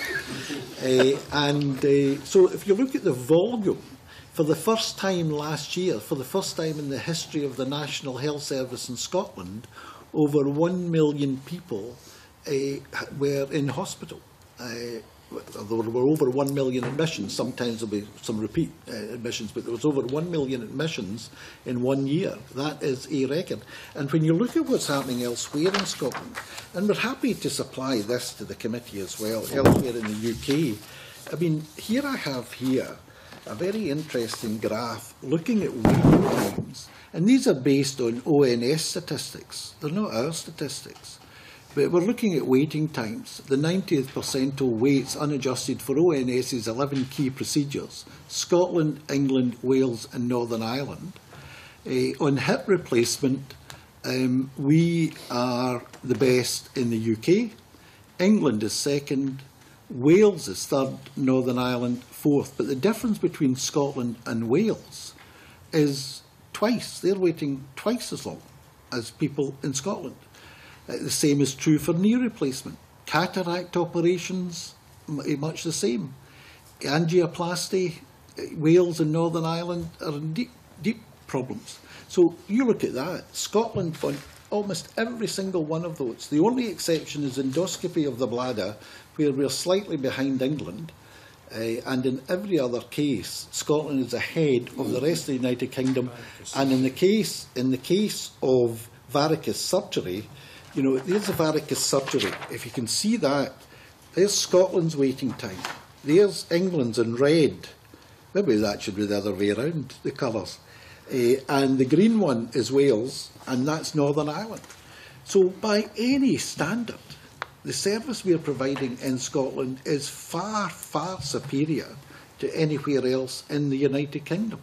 I'd certainly like to see that at some We're stage. happy to provide this information for the committee and let them see how well we're doing. My last question on this is, when you do reach to go back to the waiting times guaranteed 12 weeks, when we do reach that 100%, inevitably people at an audit committee will say, well, is that it? Is it done? Can we get any better? And so what I would like to just explore is, where is the scope for improving on even that? Is it a medical intervention we need to say to the Cabinet Secretary, you should put that down to 11 weeks now or 10? Well, or what happens after you reach 100%? How do we improve? Can I say I would rephrase the question, Willie? Right. For the question is this: at a strategic level, how can we further improve the health outcomes of the Scottish population? And that is, so rather than have a discussion about the actual targets, at the end of the day, the strategic objective is to improve the health outcomes of the Scottish population. Now, there's loads of things we're doing.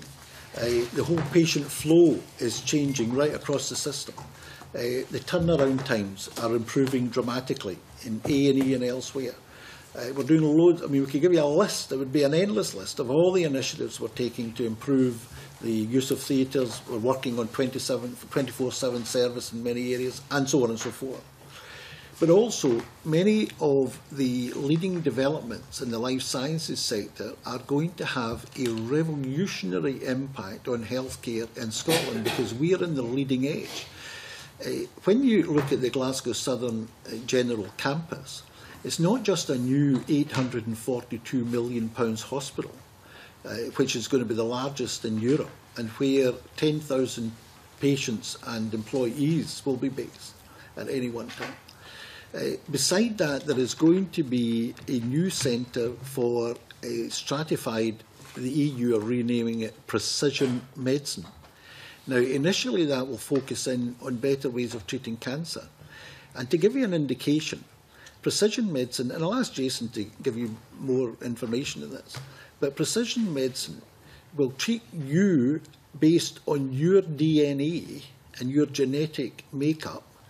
And if you have a tumour, it will eventually also tailor the treatment you're getting, not just to your DNA makeup, but the genetic composition of the tumour itself. I mean, we're getting so precise. Now, Scotland is at the edge of that. We are leading the world with this new centre. And similarly with imaging, we're going to be investing heavily, even more, in imaging technology. So these new technologies, we are very keen to pursue ASAP because they are transformational in terms of their impact on how we can treat people in the future. And, you know, that means we shouldn't be just thinking in terms of should we get a target down from 12 weeks to 11.5 weeks or 11 weeks. I think we've got to think far bigger than that. And I think I'll let Jason add to that if you want to. If Professor Leach wants to make a note as the time. I have a number of other members wanting to come in. So, okay. Okay. Thank you. Mary Scanlon and then James Norland. Thank you. Can I also echo the comments of the convener and thank you for being here, which I think is very helpful to this committee in the Scottish Parliament, not the United Kingdom, but in looking at value for money and scrutinising. So I certainly found it helpful so far, and thank you for coming. Can I first of all ask about the NRAC allocations that used to be the Arbuthnot? You've mentioned Grampian and Lothian Health Board quite a few times today.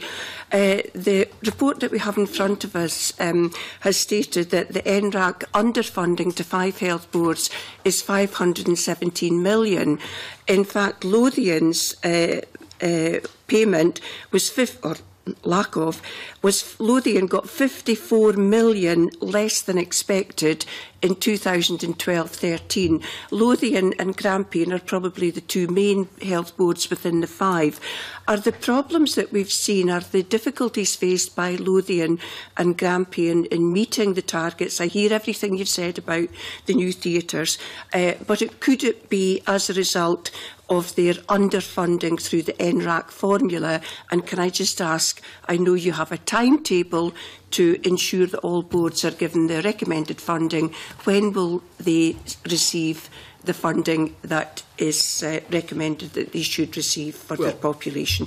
First of all, as you probably saw in the statement we put out last week, in terms of next year's funding, Grampian is getting an increase of 4% compared to a Scottish average for territorial boards of 2.9%.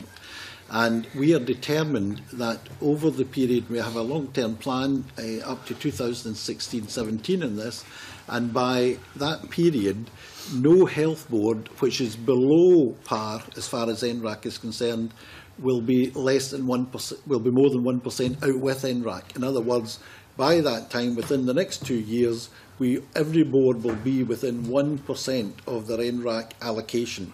So that's the first thing. And I think that's substantial progress from where we started a number of years ago. And the announcement we made last week, Grampian being a very good example, getting a 4% rise compared to an average rise of 2.9%. I think that shows our commitment to do that. Yeah. I don't think the capacity issues in Grampian and Lothian are primarily related to NRAC. I think they're related to other issues. Let me deal with Lothian, since I've spent a lot of time in Grampian. One of the major problems in Lothian is the Edinburgh Royal Infirmary was planned as too small in terms of its bed capacity. The bed capacity is roughly 20% below what's actually required. Now, there was probably a 10-year planning phase between the initial proposal to build a new Edinburgh Royal Infirmary and the opening of the new hospital. As some people warned at the time, I remember Margot MacDonald actually in her first election literature in 1999 to get elected to this place as an SNP candidate, she said that the plans, she said that year, the plans for the capacity for the new Edinburgh Royal Infirmary were too low. And the reason they were too low was because the population of Edinburgh has expanded so dramatically during that period of time. So one of the challenges we have in Lothian is that we have a fantastic new hospital facility, the Royal Infirmary, but it's under capacity and was planned as being under capacity because of the underestimate on the population growth in the Edinburgh area. As a result of that, We have a 20% shortage of beds that we need in the Edinburgh Royal Infirmary. As a result of that, we've had to reopen additional bed capacity elsewhere in Edinburgh. And that's nothing to do with NRAC, that's just pure bad planning, quite frankly. I'm sure 54 million a year would help a wee bit towards addressing the problems. In terms of solving the problem, and of course Lothian got a very substantial increase above, I mean, as I say, we're over a period. Clearly, we cannot, in terms of implementing NRAC, one of the reasons why we're able to make so much progress been able to make so much progress in the last 2 years, but also why we're able to make so much progress in the next 2 years, is that we're able to bring the likes of Grampian and Lothian up to their NRAC allocation without penalising the other boards. If you think about Glasgow, people would argue by definition that Glasgow has more than its fair share at the current time.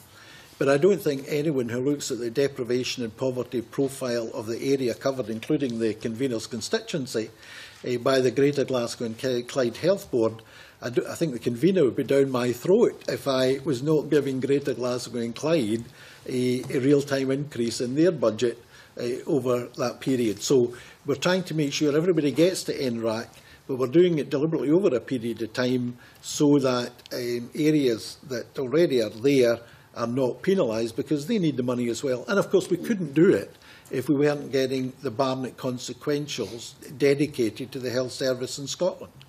And that's one of the reasons why we took the decision to ring-fence the Barnett consequentials for health in Scotland. Appreciate that. The second point, I know that time's moving on, so I just want to be very brief. I know you're going to remind me I was on the Health Committee when much of this happened, but the second point, can I just ask for clarity? I wouldn't blame you for anything, Mary. I'm sure.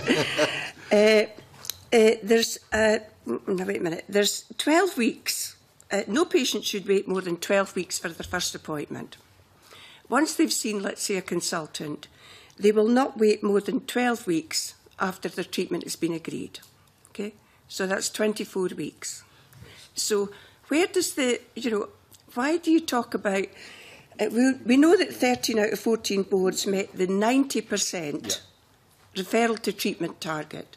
Referral to treatment is 18 weeks. So are you saying that if it takes 12 weeks to see a consultant, then you are guaranteed to have your treatment within 6 weeks? And can I just say, and John Conaghan was helpful last time, asking about standards, etc. Is this, when you're doing your sort of uncluttering exercise and making this easier to understand, will you be looking at this in terms of patients looking here? It is a bit confusing, would you agree? Can I just say a word or two, and then I'm going to get John just to explain, the patient flow in terms of the targets, okay? But the 12, and the 18. We'll go into that. But can I just say, we've got these HEAT targets, which is, health, efficiency, access and treatment. And we've got the HEAT standards, right? Now, the HEAT target, if you take A&E, our HEAT target at the moment is 95% by September this year. But we aspire to a HEAT standard of 98%. What's the difference? The difference is the target is something we're not achieving, we want to get to. But once that target becomes the norm, it then becomes a standard. In other words, everybody should be doing it as run-of-the-mill, it's a norm. Let me explain it that way. However, having said that, Mary, I have said to my officials on more than one occasion, particularly in the chamber and particularly out there, it is not easy to describe always the difference between a target and a standard. So we are reviewing the terminology. Thank you. We will come back with terminology that is easier for me to understand, as well as easier for MSPs and the public to understand as well. Okay? Yes. And obviously we'd be happy. I think we've got a goal here. We'd be happy to take any input from the committee in terms of suggestions or recommendations on that particular point. I do think it's important that people out there understand. Absolutely. I really don't think I can add much to that in terms of an explanation, but I think the Cabinet Secretary is absolutely right. Just, I think we need to remember that heat targets have now been with us for 10 years. And indeed, before heat targets, we had waiting time targets that were set before that. So we've actually got quite a legacy that has built up over the years. Okay?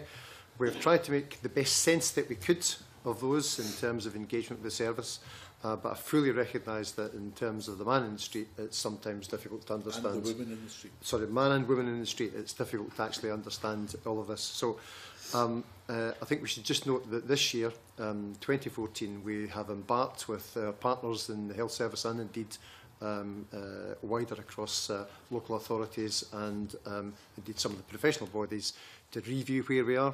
The results of that review and consultation will be conducted over the summer period, and that will help inform us what we do for the 15-16 year and onwards after that. So that is already underway. One thing you haven't answered is the 12-week for an inpatient, 12-week for the treatment is 24, but it's an 18-week treatment time guarantee. I'm happy to do so. In fact, if I could describe it as perhaps as an overlapping target, even though we expect 90% of patients to be through in 18 weeks from first referral to treatment, there's a tolerance attached to that. It's a 90% tolerance. Within that sits outpatients and the inpatient element. And in essence, you're absolutely right. If a patient is seen, let's say, in week 12, then there's rather less time to be seen in terms of the actual treatment element of that. So, so if a patient is seen in week 12, they should be guaranteed their treatment within 6 weeks? Well, they can't be guaranteed the treatment within 6 weeks because, as I say, there's a tolerance attached to that. It's a 10% tolerance attached to it. Boards will bend their best efforts to see them as quickly as possible within that 18 weeks, but not all patients will be seen within that remaining time. And that's 90%. That's 90%. For that. Can I just move on then? In April 2011, the 12-week wait for new outpatient appointments became a standard rather than a target. In the Audit Scotland report here, we have all outpatients should be seen within 12 weeks. That has been deteriorating. In actual fact, in September 2012, 5,993 people were waiting for an outpatient appointment. In September 2013, 1 year later, it was 11,544. So it went up from 2.7 to 4.6. So that was a significant point raised by the Auditor General that the outpatient target has been missed, and in fact it has been deteriorating. Can I just ask, and also, has that got anything to do with the fact that it's no longer a target, it's a standard? Does moving from a target to a standard mean that it can slip because it has slipped? If I can deal with the last point and then John will go into more detail. Absolutely not. Once it becomes a standard, everybody is expected to continue to meet that standard, that norm, which could also be called a target, by the way, in English, but not in terms of this definition. Yes, I think we recognise those figures. We fully understand that there is indeed a risk if we continue to drift from performance, and we work with boards. But if you look behind that headline figure and you take a look at individual boards, two boards stick out in terms of having the greatest challenge for outpatients, and that's Forth Valley and Lothian. And I think we've said enough about where Lothian has been in the past, but if I take a look at that time period as to why there's been such a significant rise, let's say, in the Forth Valley figures, we have to understand that during that time period, two old hospitals closed and they started the move to the new hospital in Larbert. So there are perhaps some understandable reasons for why we sometimes get pressures in the system inside a health economy, if I can put it like that. But I'd like to advise the committee that we're working with Forth Valley and with Lothian, and the plans are in 2014-15 we redress some of that backlog. Okay, and my final question has been touched on by Colin Beattie and indeed Tavish. Colin is always very good at asking for robust information, and in your response to him you mentioned that you've very cleverly managed to come up with the cleaning cost per square metre and of hospitals, which I welcome. But Tavish Scott was mentioning the ISD information, and if I can just say, Since 2012, NHS boards have not been able to provide for inpatient data since October 2012. Instead, they've been providing limited summarised inpatient data. ISD Scotland has been receiving less detailed information and is not able to carry out the same level of analysis and reporting. So in actual fact, we've had 2 years where NHS boards have been unable to provide the data that not only, I presume, you and your officials need, Cabinet Secretary, but we also need as well in order to do our job properly. And my question would be, when the Patients' Rights Bill was passed 3 years ago, and yes, I was on the committee, we were promised at that time that all of this would be done. And we're not actually going to have this information until August 2014. Now, this bill was in place, I think it was implemented March 2011. Why have we had to wait 3 years with basically limited, if not no information, less detailed information than we've had before, and health boards unable to give this information? So do you appreciate that it makes our job difficult, it makes the Auditor General's job difficult, as she's highlighted here, and why wasn't it done when it was promised in the passing of the Patient Rights Act? I'll let John explain the history of this meeting. Okay. Thank you.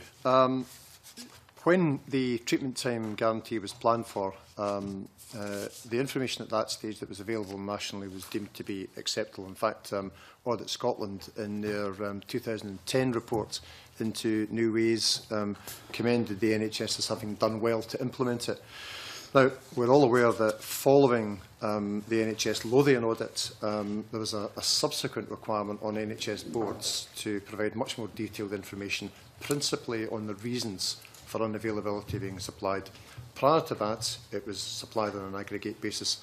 Boards have been making big changes to their systems over the course of that, over the course of the past year or so, to be able to get that level of detail nationally reported, statistically validated, and that's the new information that's going to be coming on stream from boards from 1st of April after those system changes are implemented. So I think the short answer is when treatment time guarantee was planned for, the level of aggregate data that was available in the system was deemed to be appropriate.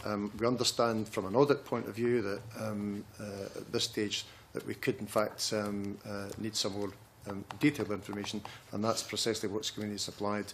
And I think, as the Cabinet Secretary has intimated earlier, that will be published in August of this year. Can I just add, Mary, also, in terms of the methodology under the old system, the information was collected on a census basis at the end of each month, whereas now it's far more robust, and we actually measure every patient, actually what happens, because this is not a census at the end of the month. Every single patient is included in the measurement of the guarantee. So actually, although it's taken more time than been anticipated, but actually the statistics on the treatment time guarantee statistically are going to be far more robust than what they were under the old system. Well, just finally, Convener, it has taken 2 years, and obviously Audit Scotland's job and our job is absolutely critically based on good data. But if I just finally, Convener, may say, it's paragraph 52. There is a list in the gaps of inpatient information. I won't go through them all, but I do think it's fairly critical that we do not have the information, or ISD don't have the information. The gaps include the number of patients removed from the waiting list, number of patients who did not attend or couldn't attend. But I think the one that upsets me is really the actual time that patients waited compared to the wait recorded against the waiting time target. We don't have that. And I do think that we've been patient enough. 2 years is long enough, but it is in fact 3 years since the Act was passed, and we're still struggling. I appreciate what you're saying, that good data will be coming and the sun will shine in the month of March and all that, but, we've had 2 years without this information, which makes the job of any audit committee very difficult. And that's finished. Can I See, from April onwards, all of that information will be available. And I think, as John said, I think what Lothian threw up was that the systems weren't as robust as what they needed to be. And obviously the Auditor General's done a lot of work in this, and we've done a lot of work as well in implementing fully her recommendations. Okay, thank you. Like others, I'd like to welcome the Cabinet Secretary here. I think it's important that the Cabinet Secretary and the other witnesses are here to take questions from each of the committee members. However, I don't really want a response on this one, but I'm just wondering if the Cabinet Secretary would agree that it would be a better use of our time and the witnesses' time if, when we're getting one committee member asking 27 questions on one issue that are very detailed and couldn't possibly be answered here, if it had been better if on occasions such as that you have prior notice of the questions, because you should be asked questions, you shouldn't know what we're going to ask you, but when it's as detailed as that, it would have been much better to be done by correspondence, and I would suggest that. I don't think that's one for the Cabinet Secretary. No, I completely agree. And Mr Dornan, it's a matter for committee members to determine what questions they wish to ask, and for me to determine the relevance of that, and the Cabinet Secretary is here to answer the questions. And I'm glad you put that on the record. I'm glad you put that on the record. Right, I want to go on to the point that I wanted to raise, Cabinet Secretary. In the previous report, we talked about the maintenance backlog and the clearing of it by 2016. Could you give me an update on that? Because you have said that the high risk and significant risk will be gone by that time. Yeah, absolutely. We published a very detailed report last week, which obviously were available to the committee, and 60% of the high-risk maintenance backlog has now been cleared, and we expect to clear the other 40% over the next 2 years or so. I think also, when we're talking about the maintenance backlog, and this is not in relation to the high-risk maintenance backlog, but the general global figure, some of that relates to property that will be declared surplus to requirements, because at the moment it's maybe not declared surplus to requirements. Let me give you an example in your own patch, James, the old Victoria Infirmary. Now, very clearly next year, the Victoria Infirmary patients will be getting relocated to the new Glasgow Southern General, and therefore at that time the existing old Victoria building will be declared surplus to requirements, and I think the intention of Greater Glasgow Health Board is to put it on the market, make a very good development opportunity for somebody. Now, I don't think anybody would suggest that we should spend a lot of money. Obviously, it has to be maintained in a clean state, in a safe state, and all the rest of it. But in terms of any structural backlog or whatever, I don't think it makes sense, as an example, to spend a lot of money on that when we're just about to vacate the entire building. Can I ask, just using that as an example, in the figures when we talk about how much is high risk and significant risk, would something like that, which is going to become surplus to requirements, would that be included in there, although you know that... No, that wouldn't be included in high risk. I mean, let me give you an example. The Monklands Hospital in my own constituency, there was a discovery of some asbestos in one part of the Monklands. That was classified as high risk, and that needed to be sorted, and it has been and is being sorted. Okay, and you're confident that the high risk and significant risk will be dealt with? Absolutely, we're determined to do that. And actually, again, if you look at the estate and the profile of the entire estate, in terms not just of the hospital provision, but now the number of clinics. I mean, in Lanarkshire alone, in North Lanarkshire, we're building two new clinics at the moment, Kilsyth and East Kilbride, and we've just recently, a couple of years ago, opened the new Airdrie Health Centre as well. So there's a lot of investment going on new property, new estate right across the country. Obviously, one of the areas where I would like to do more, now that hopefully we're out of the recession, the post-crash recession, is to dispose of the surplus land and buildings and realise the capital receipt from that. As much as we possibly can, because clearly that gets reinvested in the National Health Service. And there's a cost if you have a disused site, either in terms of a building or indeed land, like Hartwood Hospital in Lanarkshire. The cost of security can be quite significant over a period of a year even. So we also want, and we are actively pursuing a very proactive disposal programme to try to realise those capital receipts as soon as we possibly can. But it obviously depends on the state of the local property market very often and how quickly you can do that. Law Hospital has been in the market, I think, for something like 8 years at least, and still hasn't been sold because of the lack of robustness in the local property market. I think I can assure you that Victoria won't be in the market for very long. I wouldn't have thought if so. It's going to be flat. That's for sure. Thank you very much. Finally, Cabinet Secretary, just a couple of questions. I suppose the first one's to Mr Gray. He'd written to the committee in relation to the guarantee to say that he's asked for follow-up work to provide assurance on actions taken to track and treat all patients who are taking longer than 12 weeks to receive treatment. And he went on to say that this will take the form of an exception report provided to the Scottish Government indicating the reason for any patient breach, providing confirmation that the patient has been contacted and confirming the anticipated treatment date. Could you tell us when that will happen? Well, Mr Connifan's been in touch with the boards about this.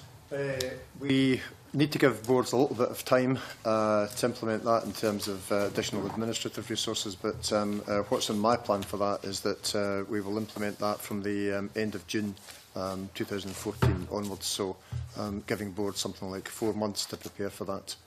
And when will that information be available for Audit Scotland when it does its next report? That would be, in terms of the time period, we would probably want to make that available on a quarterly basis, I would guess. So that would be for the end of September quarter. But Audit Scotland can begin to look at that as soon as we have it. And if we have data for the first month of July, then we'd be quite happy to send that to them. Okay, thank you. Can I ask a question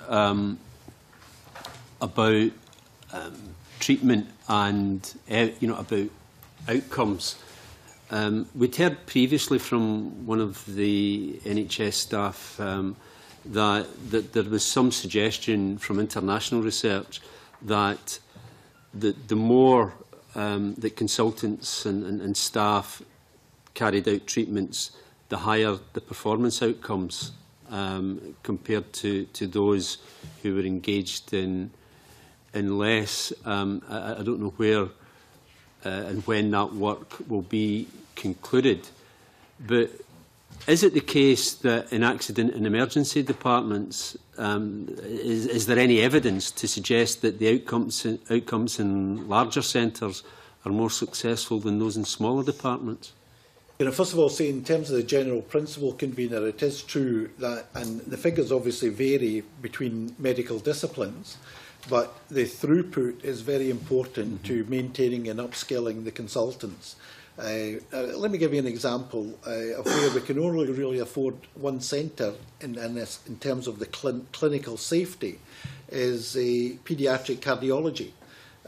We don't have the throughput in terms of the number of children requiring paediatric cardiology provision to justify more than one centre in Scotland, because it wouldn't be safe to do so, because there wouldn't be enough throughput to ensure those consultants would have the skills. And there are figures in some of these disciplines in terms of the minimum throughput that is thought to be safe in terms of keeping those skills going. And A&E is also an area where a minimum throughput would be required as well.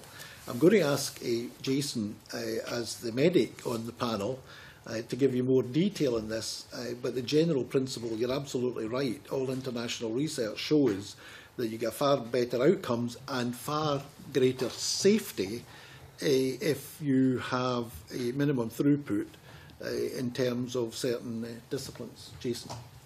Mr Neil is correct. It varies by specialty and it varies by procedure within the specialty. In my specialty, we only have 2 cleft lip and palate centres in Scotland because it makes perfect sense to only have 2 cleft lip and palate centres, but you can have your wisdom teeth taken out in every health board in Scotland. And there are perfectly competent people to do so in every health board in Scotland. So it varies by specialty and varies by procedure. A&E is interesting because A&E contains a huge range of procedures and illness when people arrive. So at the top end of major road traffic trauma, head trauma, neurosurgical trauma, you would want that seen in probably only 3 centres in Scotland, and that's what happens for neurosurgical trauma, which in a sense, is coming through A&E, but is going to the Southern General or the Western General for head trauma. A broken arm could walk into any A&E in the country and be perfectly adequately and well treated competently. And we do take account of both numbers, skill sets, staff mix, when we make decisions about what those centres are going to treat and not treat. So your general question, the answer is yes. It varies according to specialty, but also within those specialties, it varies by diagnosis. Okay, thank you for that. Cabinet Secretary, can I thank you and your colleagues for contributing to the committee's work. It's been fascinating. It's been informative. And I think it's useful to hear from you directly on some of these issues, and I look forward to that happening again in the future. So thank you very much for that. Thank you very much. Thank you. Very helpful from our point of view, and as I say, we aim to please at all times. Okay, thank you. Is that your target? Okay. Can I take a break for a few minutes to allow a changeover and suspend the committee?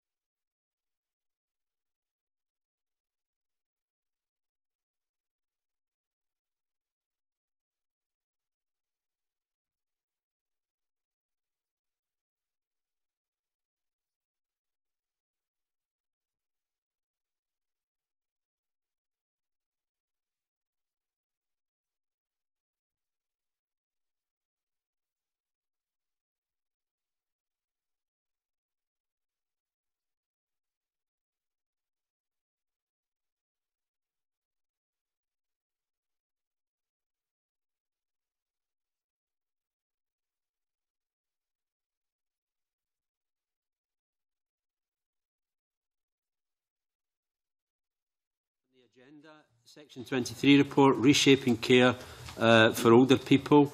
The committee members have the report, and the Auditor General is here, along with our colleagues Fraser McKinlay, Claire Sweeney and Rebecca Smallwood. And can I invite the Auditor General to brief the committee? In 2010, the Scottish Government and COSLA launched a 10-year change programme, Reshaping Care for Older People, which aims to improve the quality and outcomes of care and meet the needs of an ageing population. People in Scotland, as in most European countries, are living longer. By 2035, a quarter of us will be aged 65 or over, up from 17% in 2010. Many older people are in good health and provide care and support to other people in many instances, but older people are more likely than younger people to be admitted to hospital in an emergency and to have multiple and more complex health problems. The report before you today assesses progress with the programme of Reshaping Care for Older People 3 years into a 10-year programme, and also considers the impact of the Change Fund that's been in place for 2 of its 4 years. We also hope that the report will help to inform the planned integration of health and social care services. We found that Reshaping Care for Older People is an ambitious programme that affects most health and social care services. Implementing the programme is challenging for the organisations involved, which need to change services for the future while meeting people's current care needs and managing the pressure on existing services, which you heard a fair bit about earlier this morning. Given the scale of the changes, strong leadership is needed at both a national level and at a local level to really take the agenda forward. In 2011-12, NHS boards and councils spent approximately £4.5 billion on care for older people. I've commented in previous reports on the slow progress in moving money to community-based services, although this has been a policy focus for a number of years. Locally, organisations need to do more to target resources on preventing or delaying ill health and supporting people to live independently in their own homes. They also need to make better use of data, focusing on reducing unnecessary variation and monitoring and spreading successful projects. The Change Fund amounts to £300 million over a 4-year period and represented 1.5% of all spending on older people in 2011-12. The fund has helped to improve partnership working by bringing together NHS boards, councils and the voluntary and private sectors to improve care and support for older people. And it's also led to a number of small-scale initiatives across Scotland. Given the scale of the challenge in reshaping care for older people, though, we think that NHS boards and councils need to have clearer plans to ensure that successful projects are sustained and expanded to change mainstream services over time. The core principles of supporting older people to live independently and improving partnership working have been a policy focus in Scotland for a number of years, but progress has been slow. National performance measures haven't kept pace with policy changes, and a greater focus on outcomes is needed. National monitoring isn't sufficient to show whether NHS boards, councils and their partners are successfully implementing the policy, and especially what impact this is having on older people themselves. The report makes a number of recommendations to help the Scottish Government, NHS boards and councils increase the pace of change. In particular, we think the Scottish Government needs to set out clear measures of success when it introduces new policies like this in future, and then regularly monitor and publicly report performance against these measures. NHS boards, councils and their partners need better information to support improvement in services for older people, and there are particular gaps in information on community-based services. Given the scale of the challenge involved in reshaping services and the growth of the elderly population in Scotland, it's very important that these recommendations are addressed in a very timely fashion. Thank you, Convener. Thanks for that, Auditor General.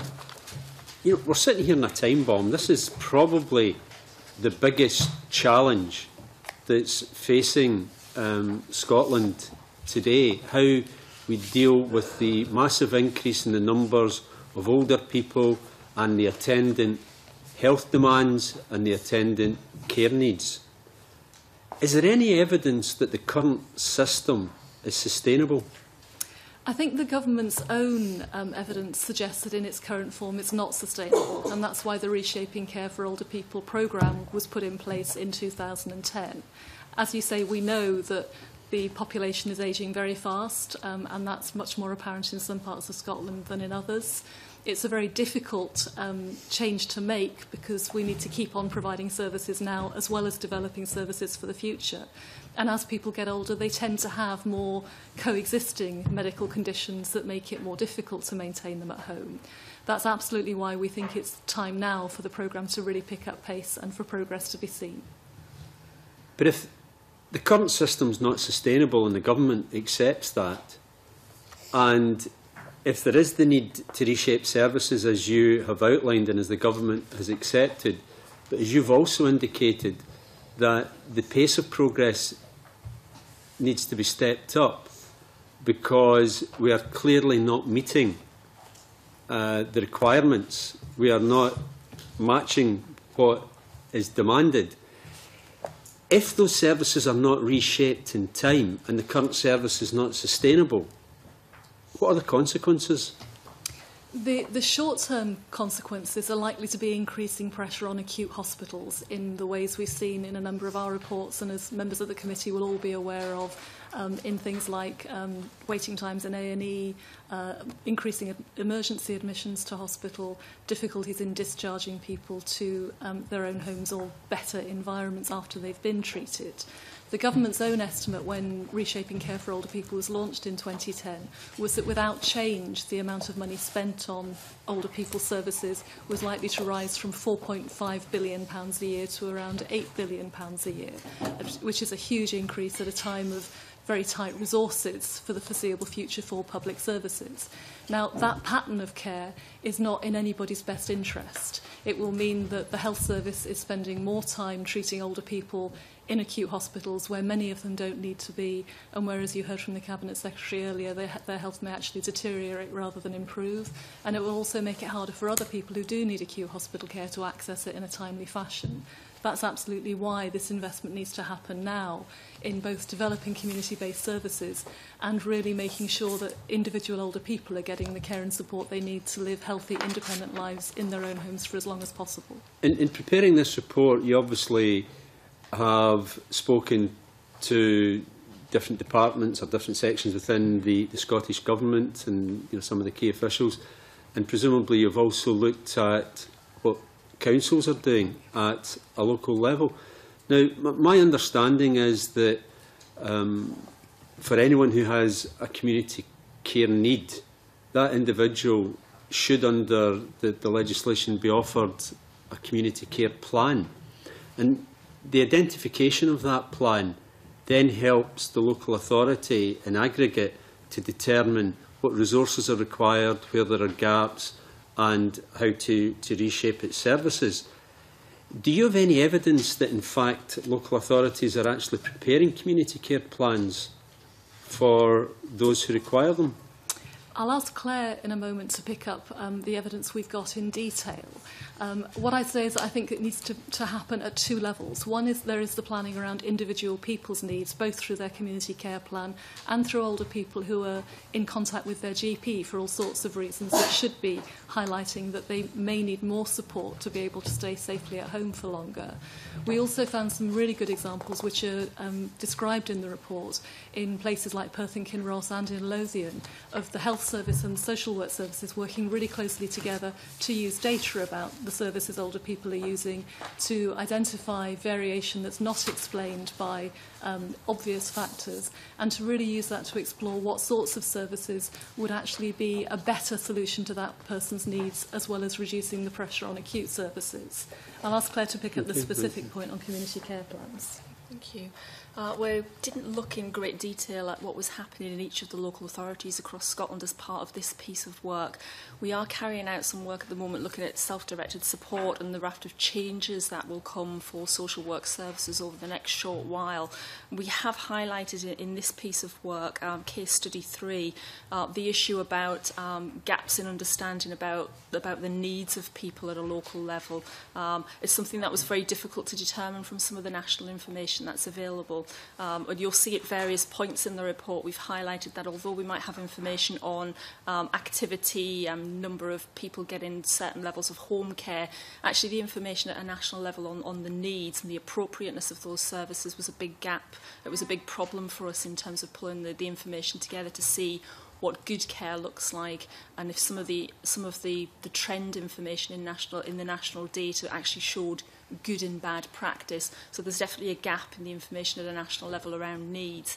We didn't look at that at every local authority level across Scotland, but it's something we'll pick up through the work around self-directed support.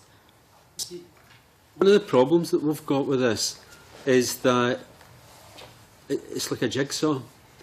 Every piece fits into another piece and it's integral to getting the bigger picture. And our local authorities are struggling to cope with demand.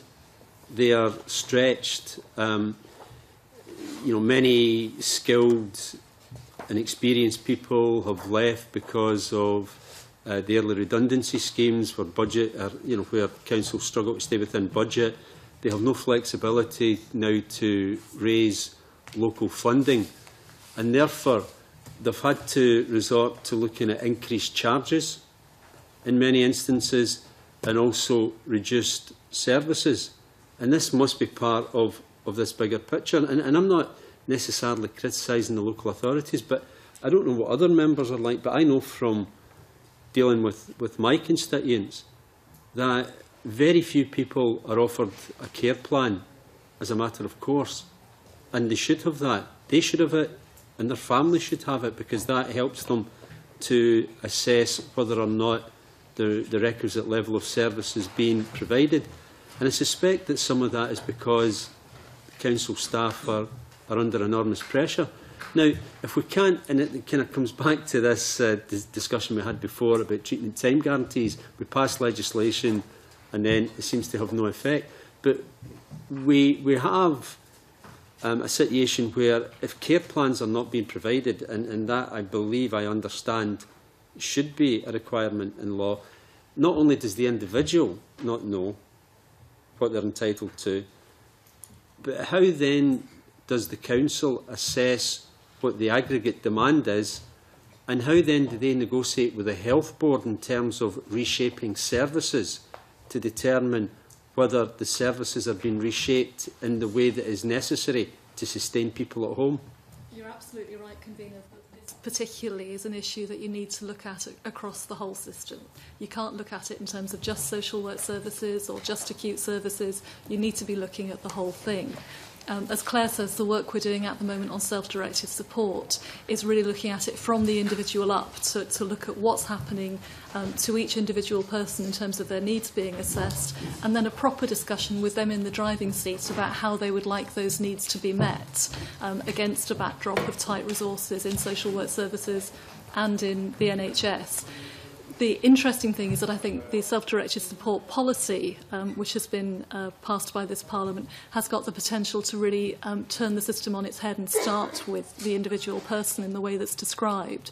The challenge we're looking at in this report is the need to really be able to shift resources in line with government policy from acute services back into having the right range of services on the ground available to meet those needs, so that when people say, what I would like is help with getting to the shops myself and getting out to use the community facilities locally, there are services there that can help them do that. So we're trying to come at it from both ends, and both are important.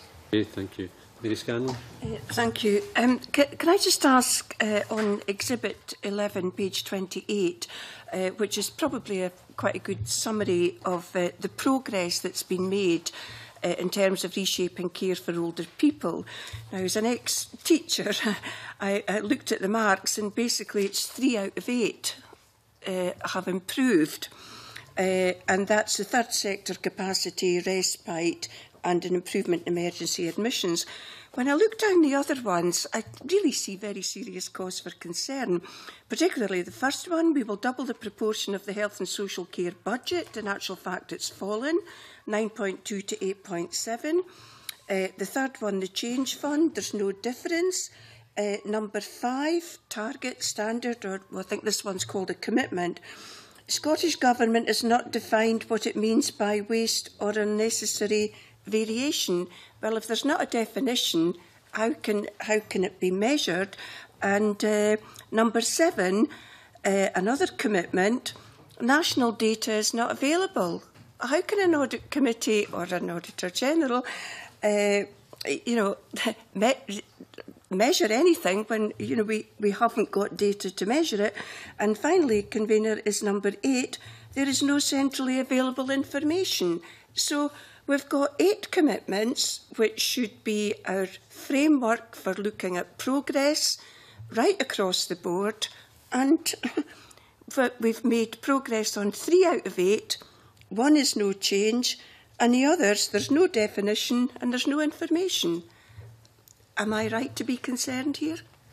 I think that's one of the findings we make in the report, that under the Reshaping Care for Older People policy, there are 8 commitments which we've set out in Reshaping Care for Older People.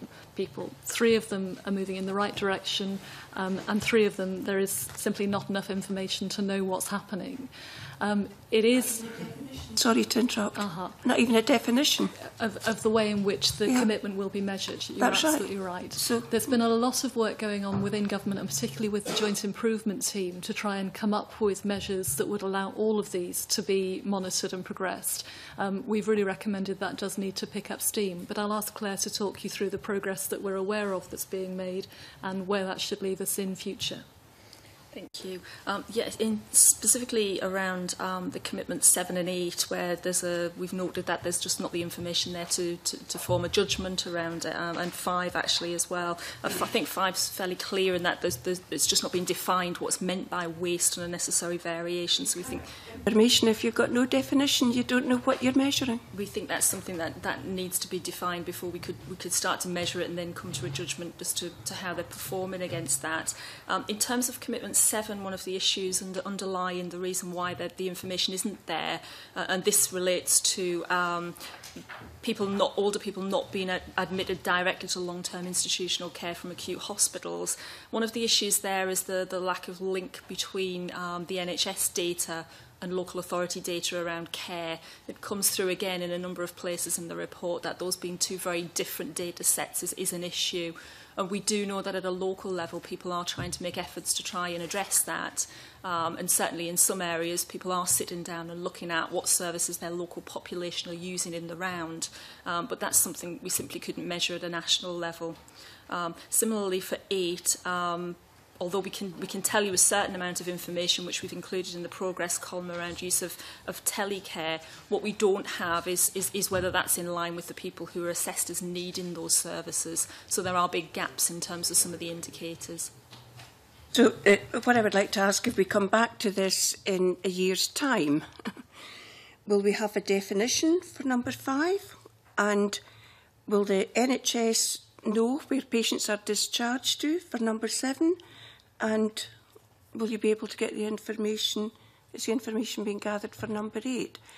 When a commitment is set, is it not set in the knowledge that there is a way or means to measure and decide whether or not the commitment is made? We certainly think it should be, and that's one of the main messages from the report, that the Reshaping Care programme is a good and detailed programme, but when there are clear commitments, government should be setting out how it will be monitoring and reporting progress against it. We say that it should be, there should be a means of measurement. We are saying that there are no means of measurement. We say in paragraph... In this report. We say in paragraph 51 that NHS Scotland is currently developing a series of outcomes to measure progress with Reshaping Care for Older People, and they're due to be available in spring of this year. We will be keeping this area under review and will report back. It may be an area the committee would like to explore with the government to see what progress is being made there. Give me a... jammed constantly on this commitment. We're being told that more robust information will be coming forward. I appreciate that your problem is the same as my problem.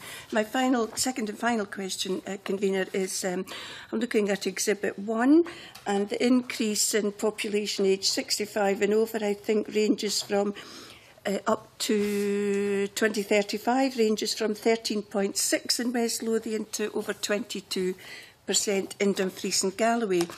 I was a little bit disappointed that there are so few diagrams that illustrate the trends.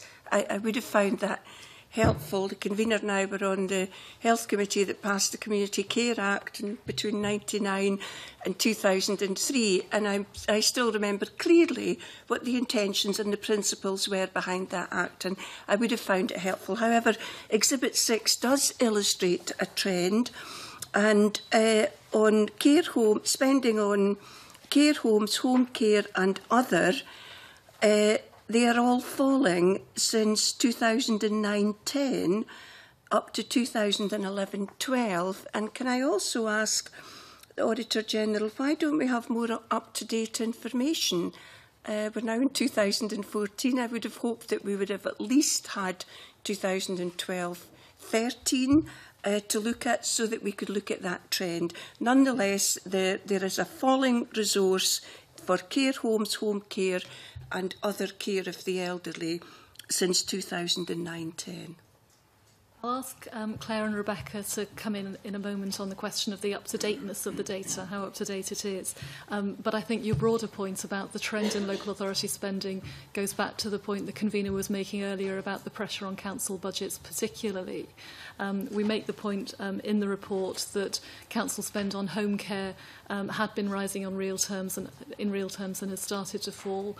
We know there are pressures there, and that has to be a key part of what the new health and care partnerships are about when they come into being, to make sure that, again, it's possible to look at the whole budget, all the resources being spent on older people in an area, and to make the best decisions about how the money should be moved to deliver the services that older people need. Fraser, 20% projected increase in demand has to be a significant concern.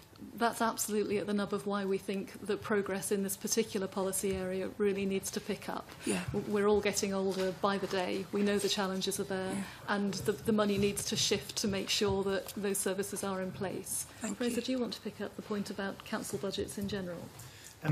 I was going to make a point, just as you very clearly set out, Mrs Scanlon, the pressure there is on declining budgets and increasing demand, making that whole agenda around using the full resource that's available to the public sector partners in an area being so important. So community planning has to be a key part of this, and specifically in this context, as Caroline mentioned, the new integrated health and adult social care bodies that will be coming into being next year and have to be an enormously important part of this agenda. And I think the point that we've made, and as you say, we repeatedly make around information, is not that you should gather information for its own sake as an end in itself. It's so people locally can make the right kind of decisions, can invest the money that they have, the scarce resource that they have at their disposal in the most effective way. So it's not, as much as we would like it to, it's not just about making our lives easier as auditors to get the information. It's much more about how can we be confident that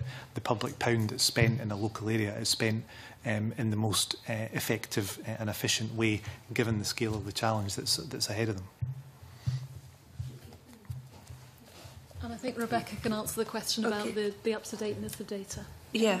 In terms of Exhibit 6, that's based on published information that uses the local financial returns, and at the time of publishing, the 11-12 data was the most recent we could get. The 12-13 wasn't available yet. But the trend is still downwards. Have you got any information to say that that trend is continuing? We haven't got anything on 12-13 yet until it's published. Okay. Just before I bring James Dornan in, could I clarify on Commitment 7? We will ensure older people are not admitted directly to long-term institutional care from an acute hospital.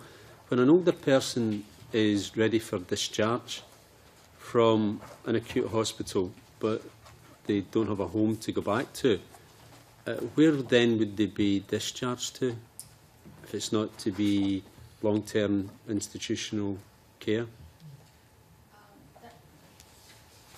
Information we have around discharge destination when people are discharged from hospital. This particular commitment here was trying to stop older people going directly into care homes if there were other alternatives that might better meet their needs. So, for example, if they could go and have some rehabilitation services or have additional support at home to try and make them able to live independently in their own home. I think this was an attempt to try and stop a position where people were just being automatically referred into a care home or an institution where there were potentially other alternative services that could be put in place. Because there's no national data available, you just don't know where they're going. Right. Okay. James Thornton. Thank you, Convener. It's just clarification again on Commitment 5. You say that we're looking for definition. Well, we are looking for definition, but the discussions that are taking place, are they between the Scottish Government and the Health Board, or are the other partners involved in terms of, say, bed blocking, trying to get people back into their homes? Our understanding is that a lot of that discussion is going on through the Joint Improvement Team with all of the partners involved. That's been one of the strengths of the Change Fund, to bring them together. And again, I think that's really important, because these aren't problems that the Health Board or the Council or a voluntary organisation can solve alone. The issue would be that many of them have different, would identify waste, etc., slightly differently, so you're trying to get a definitive description. I think the challenge here is that, as we show earlier in the report, in an example related to NHS Lothian, not just across Scotland, but even within an individual health board area, there can be real variations in the type of services provided.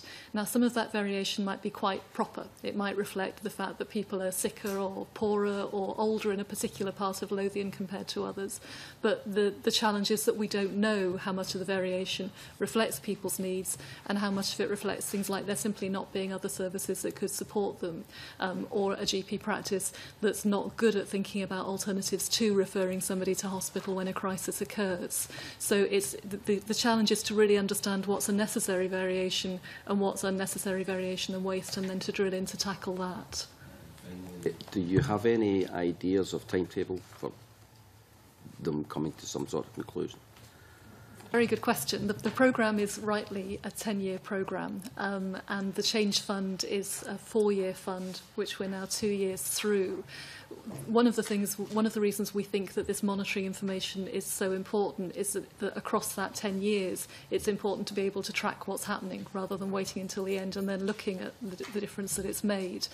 So I think the answer is the 10-year programme, but we can't leave it until 2020 to see what's different. Doris?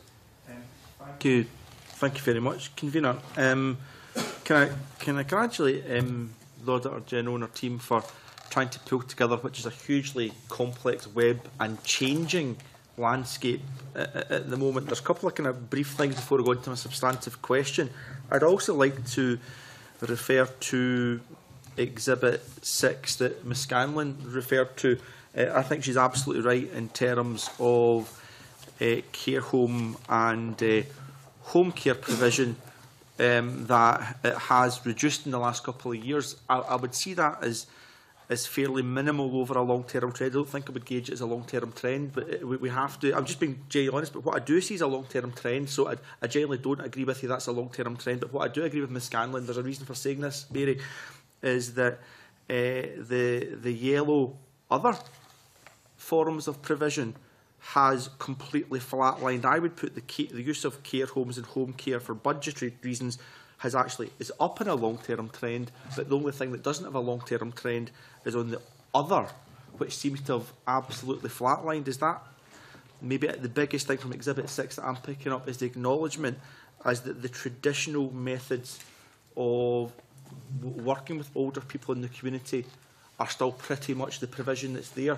or we would see that other bar start to increase, and the long-term trend I can see is more money in care homes, more money in home care, although I do acknowledge Ms Scanlon says in the last couple of years it has slightly dipped, but the big thing for me is that other bar has pretty much flatlined. I was wondering what your analysis of that would be. Will keep you right. I think you're broadly right, but I think what we're seeing in the other line is a much smaller focus on things like day centres, more traditional types of care that are perhaps less valued by older people and of less help in helping them to stay healthy, independent at home for longer. Claire will amplify that for me. Yes, we mention it, paragraph 32, which just describes in a little bit more detail what we've got in that exhibit, and highlights what's included within the other, which is helpful to have, I think. I think there are two issues around the council resources for social care services. The first is the intent around reshaping care for older people, and indeed integration of health and social care to a degree, is about supporting people so they don't need access to acute services, hospital services, social care services, unless that's absolutely needed. But where possible, people are supported so they are allowed to live independently, and communities can work together with people to support them at home as long as possible. So I think there is an issue there about the change in focus over time, much more of a focus on community support and helping people to stay at home, for example, through things like improved access to telecare, for example. I think the second issue to mention is this issue around the change to self-directed support, which will be a big change for social care services in Scotland. It's where we're currently carrying out a more detailed piece of work, but that will change the focus of those services over time, and we're already starting to see signs that that's having quite a big impact and in some areas of Scotland in the way that social care services more broadly are being considered and planned in terms of future provision. So we will see that change to a degree anyway over time because of that policy change. I think that fleshes out what Exhibit 6 is actually saying. Could I look at Exhibit 11 now? Sorry to be a bit of an anorak about this. I have a much larger question I want to ask, but in Exhibit 11, in terms of whether we're able to collect the data for auditing purposes, I share Ms Scanlon's frustration, but I also think it is fairly understandable, and I want to explain then ask your views and what I mean by that. So, example, at Commitment 5, we will improve the quality and productivity through reducing waste and unnecessary variation in practice and performance with regard to the emergency admission and bed stays across Scotland. So I look at that and see how do we quantify that. But then I go to one of your key recommendations at the start, and you say we should be doing more to understand the reasons why activity and spending on services for older people vary across Scotland, and you mentioned things like benchmarking activities and costs. You mentioned identifying areas for improvement, and you identify how you then share and roll out good practice. So if each local authority and health board are currently looking at service reform, and each area is perhaps doing it differently because the government's been quite clear it's about locally led solutions, including the voluntary sector via a kind of a co-production process and what they could look like, it becomes institutionally from the centre quite difficult to monitor and audit that at the moment. So I'm just wondering whether that is a get out of jail card I'm giving the government, which I don't want to do, or whether that's a reasonable thing to say. And if it is a reasonable thing to say, how would you point the government and the centre to capture that information more systematically? I think it is a reasonable thing to say. And if you look at case study 4 on page 42, we talk about Lothian, what's happening in Lothian and with the constituent councils, where we think they've started a really good piece of work in using the data to explore in quite small areas of the health board what's happening in terms of emergency admissions, use of social care services, down to the level of individual people, to really understand that, and as you say, to use that to start to say, so there's clearly something missing in this bit of Edinburgh or this bit of East Lothian that would help us to avoid some emergency admissions or to keep people safer at home for longer.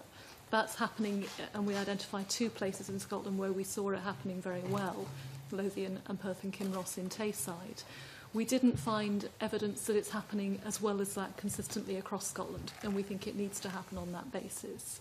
It's also true that at a national level, it's hard to monitor that sort of variation or to understand it in the way that it is. But equally, the gaps in the information systems make it hard to track the overall progress with the policy. So nationally, you can't link if there's a particularly high level of emergency admissions for people over 65 in this part of Scotland. Is it because the level of home care, for example, is less than the national average? Is it the same people who are getting home care then being admitted to hospital, or is it people who aren't getting home care? So there's a bit of both going on, I think, and that's why we think the government needs to clarify what it means by unnecessary variation and how it will monitor progress with the policy so that the areas that are lagging behind can be given the support they need to catch up, given the scale of the challenges in this area. I think that's a much more nuanced view, and I want to go into something that I think can and should be audited, and I always have two caps on this committee, my health committee cap convener as well, and that's in relation to the change fund. And I'll come back on a second to the fact that the change fund only represents 1.5% of the overall budget, but in terms of the £300 million, and I think it's a 4-year period that's going to be spent in the change fund for older people, there have been some misinterpretations of what that's for, in my view. It's not additional monies which will then disappear. It's short-term funding for local authorities and for health boards and for the third sector, the voluntary sector, to get around the table and change provision in each health board area with a view to, when the change fund ends, that new service provision is embedded into the core budgets within each area. In other words, I wouldn't expect these new health and social care corporate body models that are going to roll into town with the Public Bodies Bill to turn round and say in a couple of years' time, well, we were given £300 million, we've not got that now, what do you expect us to do?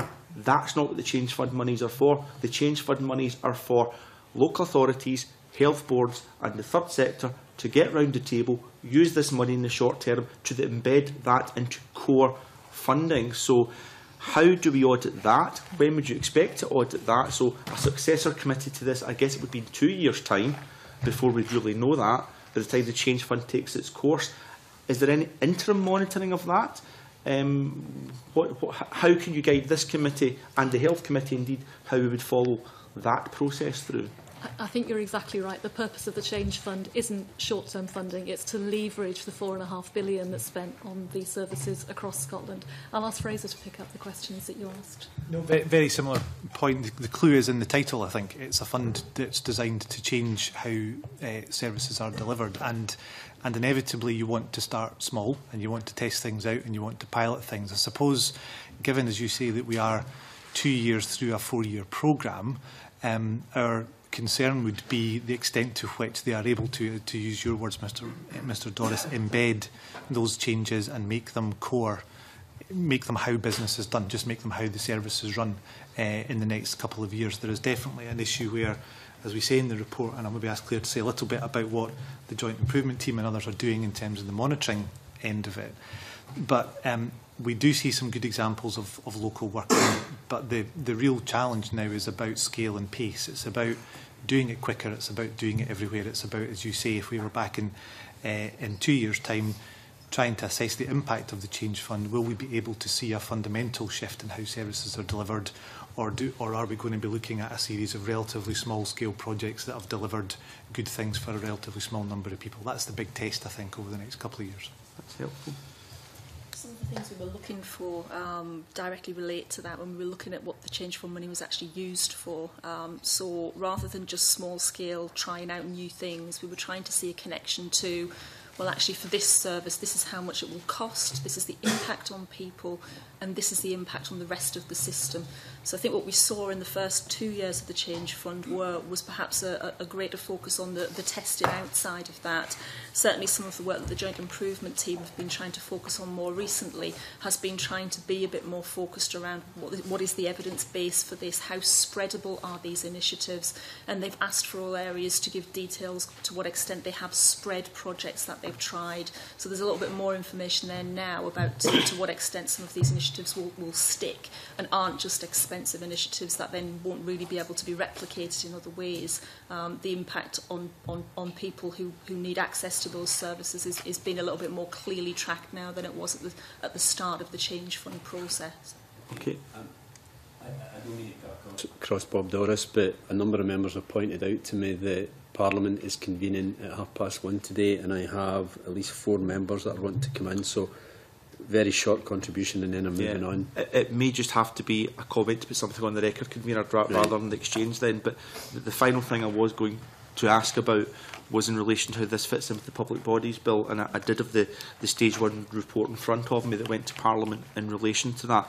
And one of the things within that was COSLA's desire to top-slice some of the acute budget from hospitals to reform health and social care at a local level with that health and social care integration. I know that's something the government has ruled out. They're not going to set minimums on it.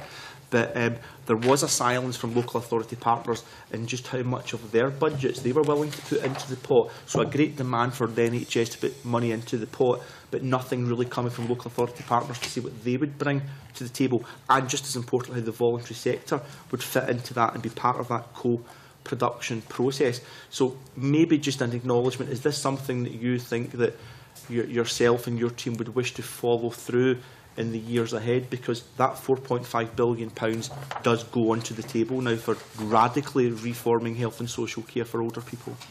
I think the spirit of the Public Bodies Bill and the spirit of this policy is about being much more transparent about the way the money is spent. You can see it in the examples we've used from Perth and Kinross, from Lothian. What's working there is the health board, the council, the third sector, private sector providers, really sitting down and saying, OK, what's happening to older people here? Where do we think we've got room to improve it? What's likely to improve it? Let's try that and track what happens. That's the way forward. There is a need for monitoring at a national level as well. And if we can join that up through all these policy initiatives, it's possible to make a real step change in the quality of services for older people and their ability to stay at home for longer. Thank you, Convener. Thanks for your indulgence there. And then Colin Beattie. Thank you. Can I just continue that point about the change fund? I wonder if Audit Scotland can clarify point 4 on Exhibit 11, page 28, when you point out the change fund has provided about 35 million to help so I guess an approximation, 35 million to help unpaid carers directly and indirectly. Is that the scale of the spend on the small initiatives that was being described earlier on? No, I think it's specifically on carers, but I'll ask Claire to talk you through that. That's right. I'm trying to just find in the report, we do have a little bit more detail on paragraph 61 on page 34 has a little bit more detail about the focus of the change fund resource around carers particularly. And we've highlighted in the report that there was a lot of attention on that because that was seen as one of the potential solutions to supporting people for longer in their own homes. So a little bit more detail at paragraph 61 on the change fund support for carers. But the care funds, the change fund is worth 70 million in year 2011-12 and 300 million over the 4-year period, of which 35 million per annum is being spent or has been spent in the first couple of years in that area. Sorry, paragraph... I'm just trying to understand the split of where this money is being spent. Paragraph 61 sets out that at least 20% of the change fund overall was to be spent on supporting carers. 50 million between 2012-2015 was allocated for that purpose. But actually, in reviewing the change fund plans, the Joint Improvement Team have identified that people in some areas were spending more than that on carers. So it's been identified as a particular priority for the change fund plan. And there's been a little bit more attention paid to how that money's been being used than some other areas of the change fund plan because it was seen as such a significant issue. Okay. But it's also, as you say in paragraph 54, 30% of the fund is underspent. So you've got a lot of different things going on there. That's right. Is that Fraser McKinley's point, that actually there's some initiatives going on? It's difficult to quantify. Certainly in the report, I can't find any assessment of how much is being spent on these local initiatives. And I take the point that they've got to be local to drive the process. And then 35 million is already being spent on care, on respite carers, which is entirely fair as it should be. So what's the rest being spent on? 55 summarise what we know from the Joint Improvement Team's evaluation of the change fund, and I think the short answer is that there isn't a full picture there. We say that the returns that come back to the Joint Improvement Team don't account for the whole allocation in 2011-12, and as you say, there was an underspend in the first year, which partnerships were allowed to carry forward into the following year. There is a plan to evaluate the change fund in 2015. And we think it's really important that the way it's being used is well understood now so that we can build on success and stop spending money on things that aren't having the desired impact. Yeah, I mean, I very much took Bob Doris's point that, look, this is to make sure that 4.5 billion is being spent in the right way. And you've only got 2 years left of this change fund to achieve that. Sounds like we're not very far down that road. We think there's not enough clarity about how the change fund is being used. We say it's done some good things. It's genuinely improved partnership working and particularly involved the voluntary and private sectors more in the discussion. And there are some good examples of local projects. What we've not seen is the information that would let people spot those good projects and think about how to spread them. It's worth saying the Health Service particularly has got some great experience of doing this in relation to the patient safety strategy and the early years collaborative. They've really developed a very strong methodology for saying we want to change this aspect of services, here's how we expect it to happen, here's how we'll monitor it, and then we'll review it and reinvest. That's the sort of approach that we think could make a real difference in relation to the change fund and to reshaping care. Okay, that seems very fair. I mean, the other thing you say right at the start, as I think all Audit Scotland reports say, is there needs to be strong national and local leadership, which is a bit of a, which, as I say, is something that tends to come up every time. Is the, I mean, 10 years is a 2.5 governments. You know, most ministers and MSPs can hardly see next week, never mind 10 years. I mean, how strong is the drive to achieve this change, given we're halfway through the change fund period and we're a long, long way away from 8 years away when this thing is all meant to be done and dusted? I think in a sense it goes back to the convener's opening questions about the scale of the challenge here. Actually in Exhibit 3 we track back the policies in this area to 2000. It didn't start in 2010. There's been formal policy in place for as long as this Parliament has been here. Yeah. And what's different now is that not only is the speed of the ageing population increasing, but after 10 years of growing resources we're now in a period of tight resources. That means that the problem of sustainability is all the tighter. And it really does mean that the need to focus on what's working and to make sure we're learning from it right across Scotland has never been more important. Okay, thank you. Colin Beattie. Thank you, Mayor. In view of the time, I'll restrict myself to one question, one clarification. On page 16, paragraphs 22-23, on paragraph 23, you carefully state the figures are real terms. On paragraph 22, fairly dramatic move from 4.5 million to 8 billion. Is that also in real terms? I'm pretty sure it is, but Rebecca will keep me straight. It is the Scottish Government's estimate, the 4.5 billion to 8 billion. I would expect it to be bigger if it had to account for inflation as well, but Rebecca should be able to tell me whether it's real terms or not. I think we would need to come back on that. Actually. We'll double check and come back to you. I think it's real terms. I think it's quite an important point because it is quite a dramatic figure and need to know the basis of it.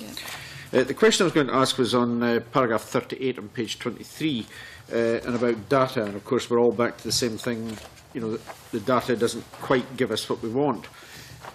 You mention in the final couple of sentences about the percentage of home care clients receiving intensive home care increasing from 24% to 32%, but the overall number receiving home care falling. Does that reflect that councils are raising the bar and they're only really accepting in people who have greater needs? In other words, they're looking for people with the greatest needs and trying to accommodate them, with the result that others are maybe dropping off at the other end. Does that seem to be borne out? It does, and has been the case over quite a long period. The eligibility criteria have been increased to focus on people who've got the most intense needs, rather than giving people an hour or 2 or 3 of home care across the week. And it's worth saying there's a debate about whether that's the right thing to do or not, whether there is value in lower levels of care that can help to keep people more independent at that level. Obviously that becomes all the more intense a debate at a time when resources are tighter, as we've seen across this report in general. And just on that same paragraph, it mentions here information on the number of hours of care people receive at home is often used as a proxy for need, with more than 10 hours of home care being considered intensive home care. I don't know if is that a valid analysis? I mean, the number of hours, I suppose, crudely could determine that it's intensive, but it's the type of home care as well, surely. That's absolutely right, and I will ask Claire to pick it up. Yeah, that's right. I think that draws out one of the biggest challenges we had with the report, was actually trying to use information that might give us a bit of an in terms of need and appropriateness of treatment and care. Actually, there's not very much information that tells you very much beyond counting units of provision for social care services. We've got some text in the report that highlights it quite nicely, I think, saying that it's not really possible to tell if people use more than one kind of service, or if levels of service provision are low or high, if that's a good thing or a bad thing. Throughout the report, we were trying to pinpoint what good looked like in this reshaped model of services for older people. And it's quite difficult to pin down what a good service looks like, because the information at a national level just either isn't joined up or isn't collected in a way to help you to do that. So there's definitely an issue about not having good enough information around appropriateness and levels of need, and that's reflected in that paragraph there. I mean, clearly this information will be lying at council level, but it's not gathered at national level at all. In case study 3, we talk about a thing that's in use called the index of relative need, which is a tool that's used to measure dependency. Most councils across Scotland do use that when they're assessing an older person's needs and the services they require.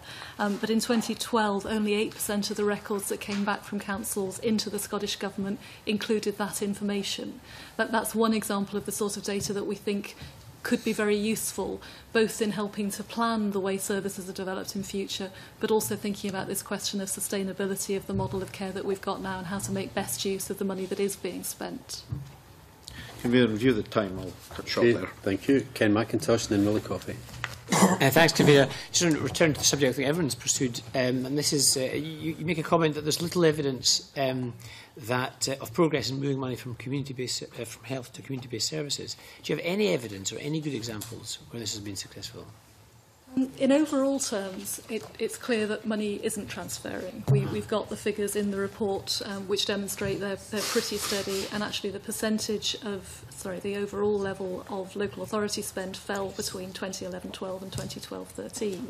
That's not to say it's not shifting in some localities and some council and health board areas, but across the country the government's commitment to shifting that relative spend is going in the wrong direction rather than the right one at the moment, for reasons we all completely understand about the difficulty of making this shift at a time when finances are reducing, the number of older people is increasing, and we need to keep on running the acute hospital service. But the shift isn't happening just now. You summed up exactly the dilemma. What you seem to then conclude, though, I mean, you've pointed to weak leadership, but is there maybe not a different conclusion, which is that, I mean, I can see how you can put more resources into community-based care and you could expand that sector. I can't quite see how you could ever decrease investment in acute care.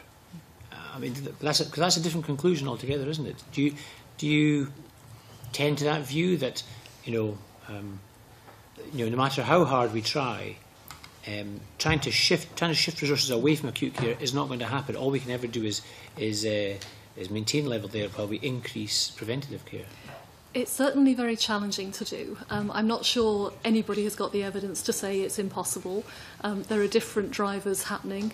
We have already seen, as you heard earlier this morning, a really dramatic reduction in average lengths of stay, which is due to people being treated as day cases or outside of hospital. There are technological advances that mean people who would have been treated in hospital can now be treated at home with drugs. Some of those challenges go the other way. You can do new things that cost more, so an awful lot is changing there. What we focused in on, though, is the first commitment under the Reshaping Care of Older People policy, which was to double the proportion of the total health and social care budget for older people that is spent on care at home over the 10 years of the policy. So there's something important there, I think, about understanding the different factors that are going on from the top, but also bottom up, of really understanding what the variation is and how it can be reduced. Some of it may be entirely appropriate, as we were discussing earlier. Some of it almost certainly isn't, and tackling the places that could do much more to treat people out of hospital and to give them better quality of life in doing that has to be the way to unlock this. Can I say one final question? I noticed your comments on 62 and 63 about the role of the third sector, particularly in care. And the difficulty you have here, but are you able to make any assessment of the role or the value of the third sector in promoting community-based care? Particularly, these to many of us as MSPs, I think we see these as very cost-effective. Yeah. Lunch clubs, befriending volunteer drivers, and so on. Very important in providing a culture, a community, a supportive community that increases the independence of old people, you don't seem to be able to make any assessment of it at all in any auditable way. I think the consensus is, absolutely as you're saying, that those voluntary services can be both very effective and very highly valued by older people. It's also true, though, that there isn't evidence of that at the moment. That's exactly what the Stitch in Time project that we refer to in paragraph 63 is intended to do, to gather that evidence, to strengthen the voluntary sector's hand in discussions about where money should be spent in future to a great extent. Having the evidence there makes it much easier to make the case for that shift. Can I just ask, sorry, before Mr McKinley comes in, will that report be published in time to influence the public bodies bill? Because that's about integrating health and social care, but it doesn't really involve the third sector in any meaningful way. Worth mentioning that is part of the whole agenda around reshaping care for older people and the changes around integrating health and social care services. Absolutely, in terms of some local areas across Scotland, that relationship that has been gained in part through the support of the Change Fund, bringing partners together to start to think about the way resources are used in totality for that local area is new. That's not really been done before. So we are starting to see a greater focus on that at a local area, and that directly involves the third and private sectors in those discussions about the provision in the local area. The example we've got in Tayside in the report, where the integrated resource framework information is being shared with GPs, is interesting because it starts to look at a much lower level service provision for the population than has happened before. And that's quite interesting because we start to get into there what options are available for people. And again, there's a clear link to the self-directed support policy around thinking about what other options might suit people better, what might better meet their needs and improve outcomes for people. So all of the agendas are linked together quite closely, I think. Thank you, George. I think I interrupted Mr McKinley now. Yes, thank you. Thank you, George. Willie Coffey. Thanks very much, Convener. Auditor General, I wanted to pick up on the issue about delayed discharge and the figure that you've mentioned in the report there is something like 305,000 days all in. From your comments in paragraph 67, though, that this problem is half what it used to be, but it's still quite extensive. And you made a comment there that there's 837 hospital beds or equivalent being occupied for a year by patients who are otherwise ready to leave hospital. There must be quite a considerable cost attached to that. And first of all, I'm wondering, do you know what the cost is? It is possible to put a cost on it on the basis of the average cost of a hospital bed day. The question is how much that really tells you. And the problem is, as Mr McIntosh was saying, because of the pressure we all put on acute hospital beds, if there isn't an older person in that bed, it will be filled very quickly by somebody else coming through. So that sort of average cost isn't a particularly useful measure. It's why stepping back and looking at the whole system is the only way to tackle this. What are the main issues? You kind of hint at them in paragraph 66, but what are the reasons why people are being brought into hospital? Is there no discharge plan ready? I mean, should people be being admitted to hospital at a particular time when there isn't a discharge plan for them? I mean, what are the main reasons for that? And in terms of your recommendations, I don't see a strong enough recommendation, I think, about trying to deal with that and smooth that transition back into the community. You're right, there isn't a specific recommendation about that, partly because the ways in which it can be tackled just by focusing on delayed discharge have already been done. That the sort of easy work, if I can put it in inverted commas, has been done, and that's why it's fallen by such a significant extent over the last few years. There is scope for people whose admission to hospital is planned to be clearer in advance about what they will need to get out again, and on the whole that's done. If somebody is going in for a hip replacement or a knee replacement, it's clear what needs to happen to get them home as soon as they're able to stand and move about, and that's almost always in place. The problem comes when people are admitted as an emergency unexpectedly and something changes. If they fall and break their hip, it's much harder to get them home in that way quickly quickly because new things need to be put in place. I think it's also important to look at it from the other end of the telescope, though, that services that can prevent somebody falling and breaking their hip and going into hospital are just as important as the things that would get them out once they are in there, possibly more important. And as Claire said, that ability to really work with the GP, with the district nurse, with the social workers, to focus on older people who've had a history of falls and say what would help to keep them safer, can have a bigger impact here than just speeding up the assessment process once somebody is in hospital. Okay. Okay, I'll leave it at that, Convener. Thanks. Thank you very much, and can I thank the Auditor General colleagues for their evidence to the committee, and with that we'll move into private session. Sorry,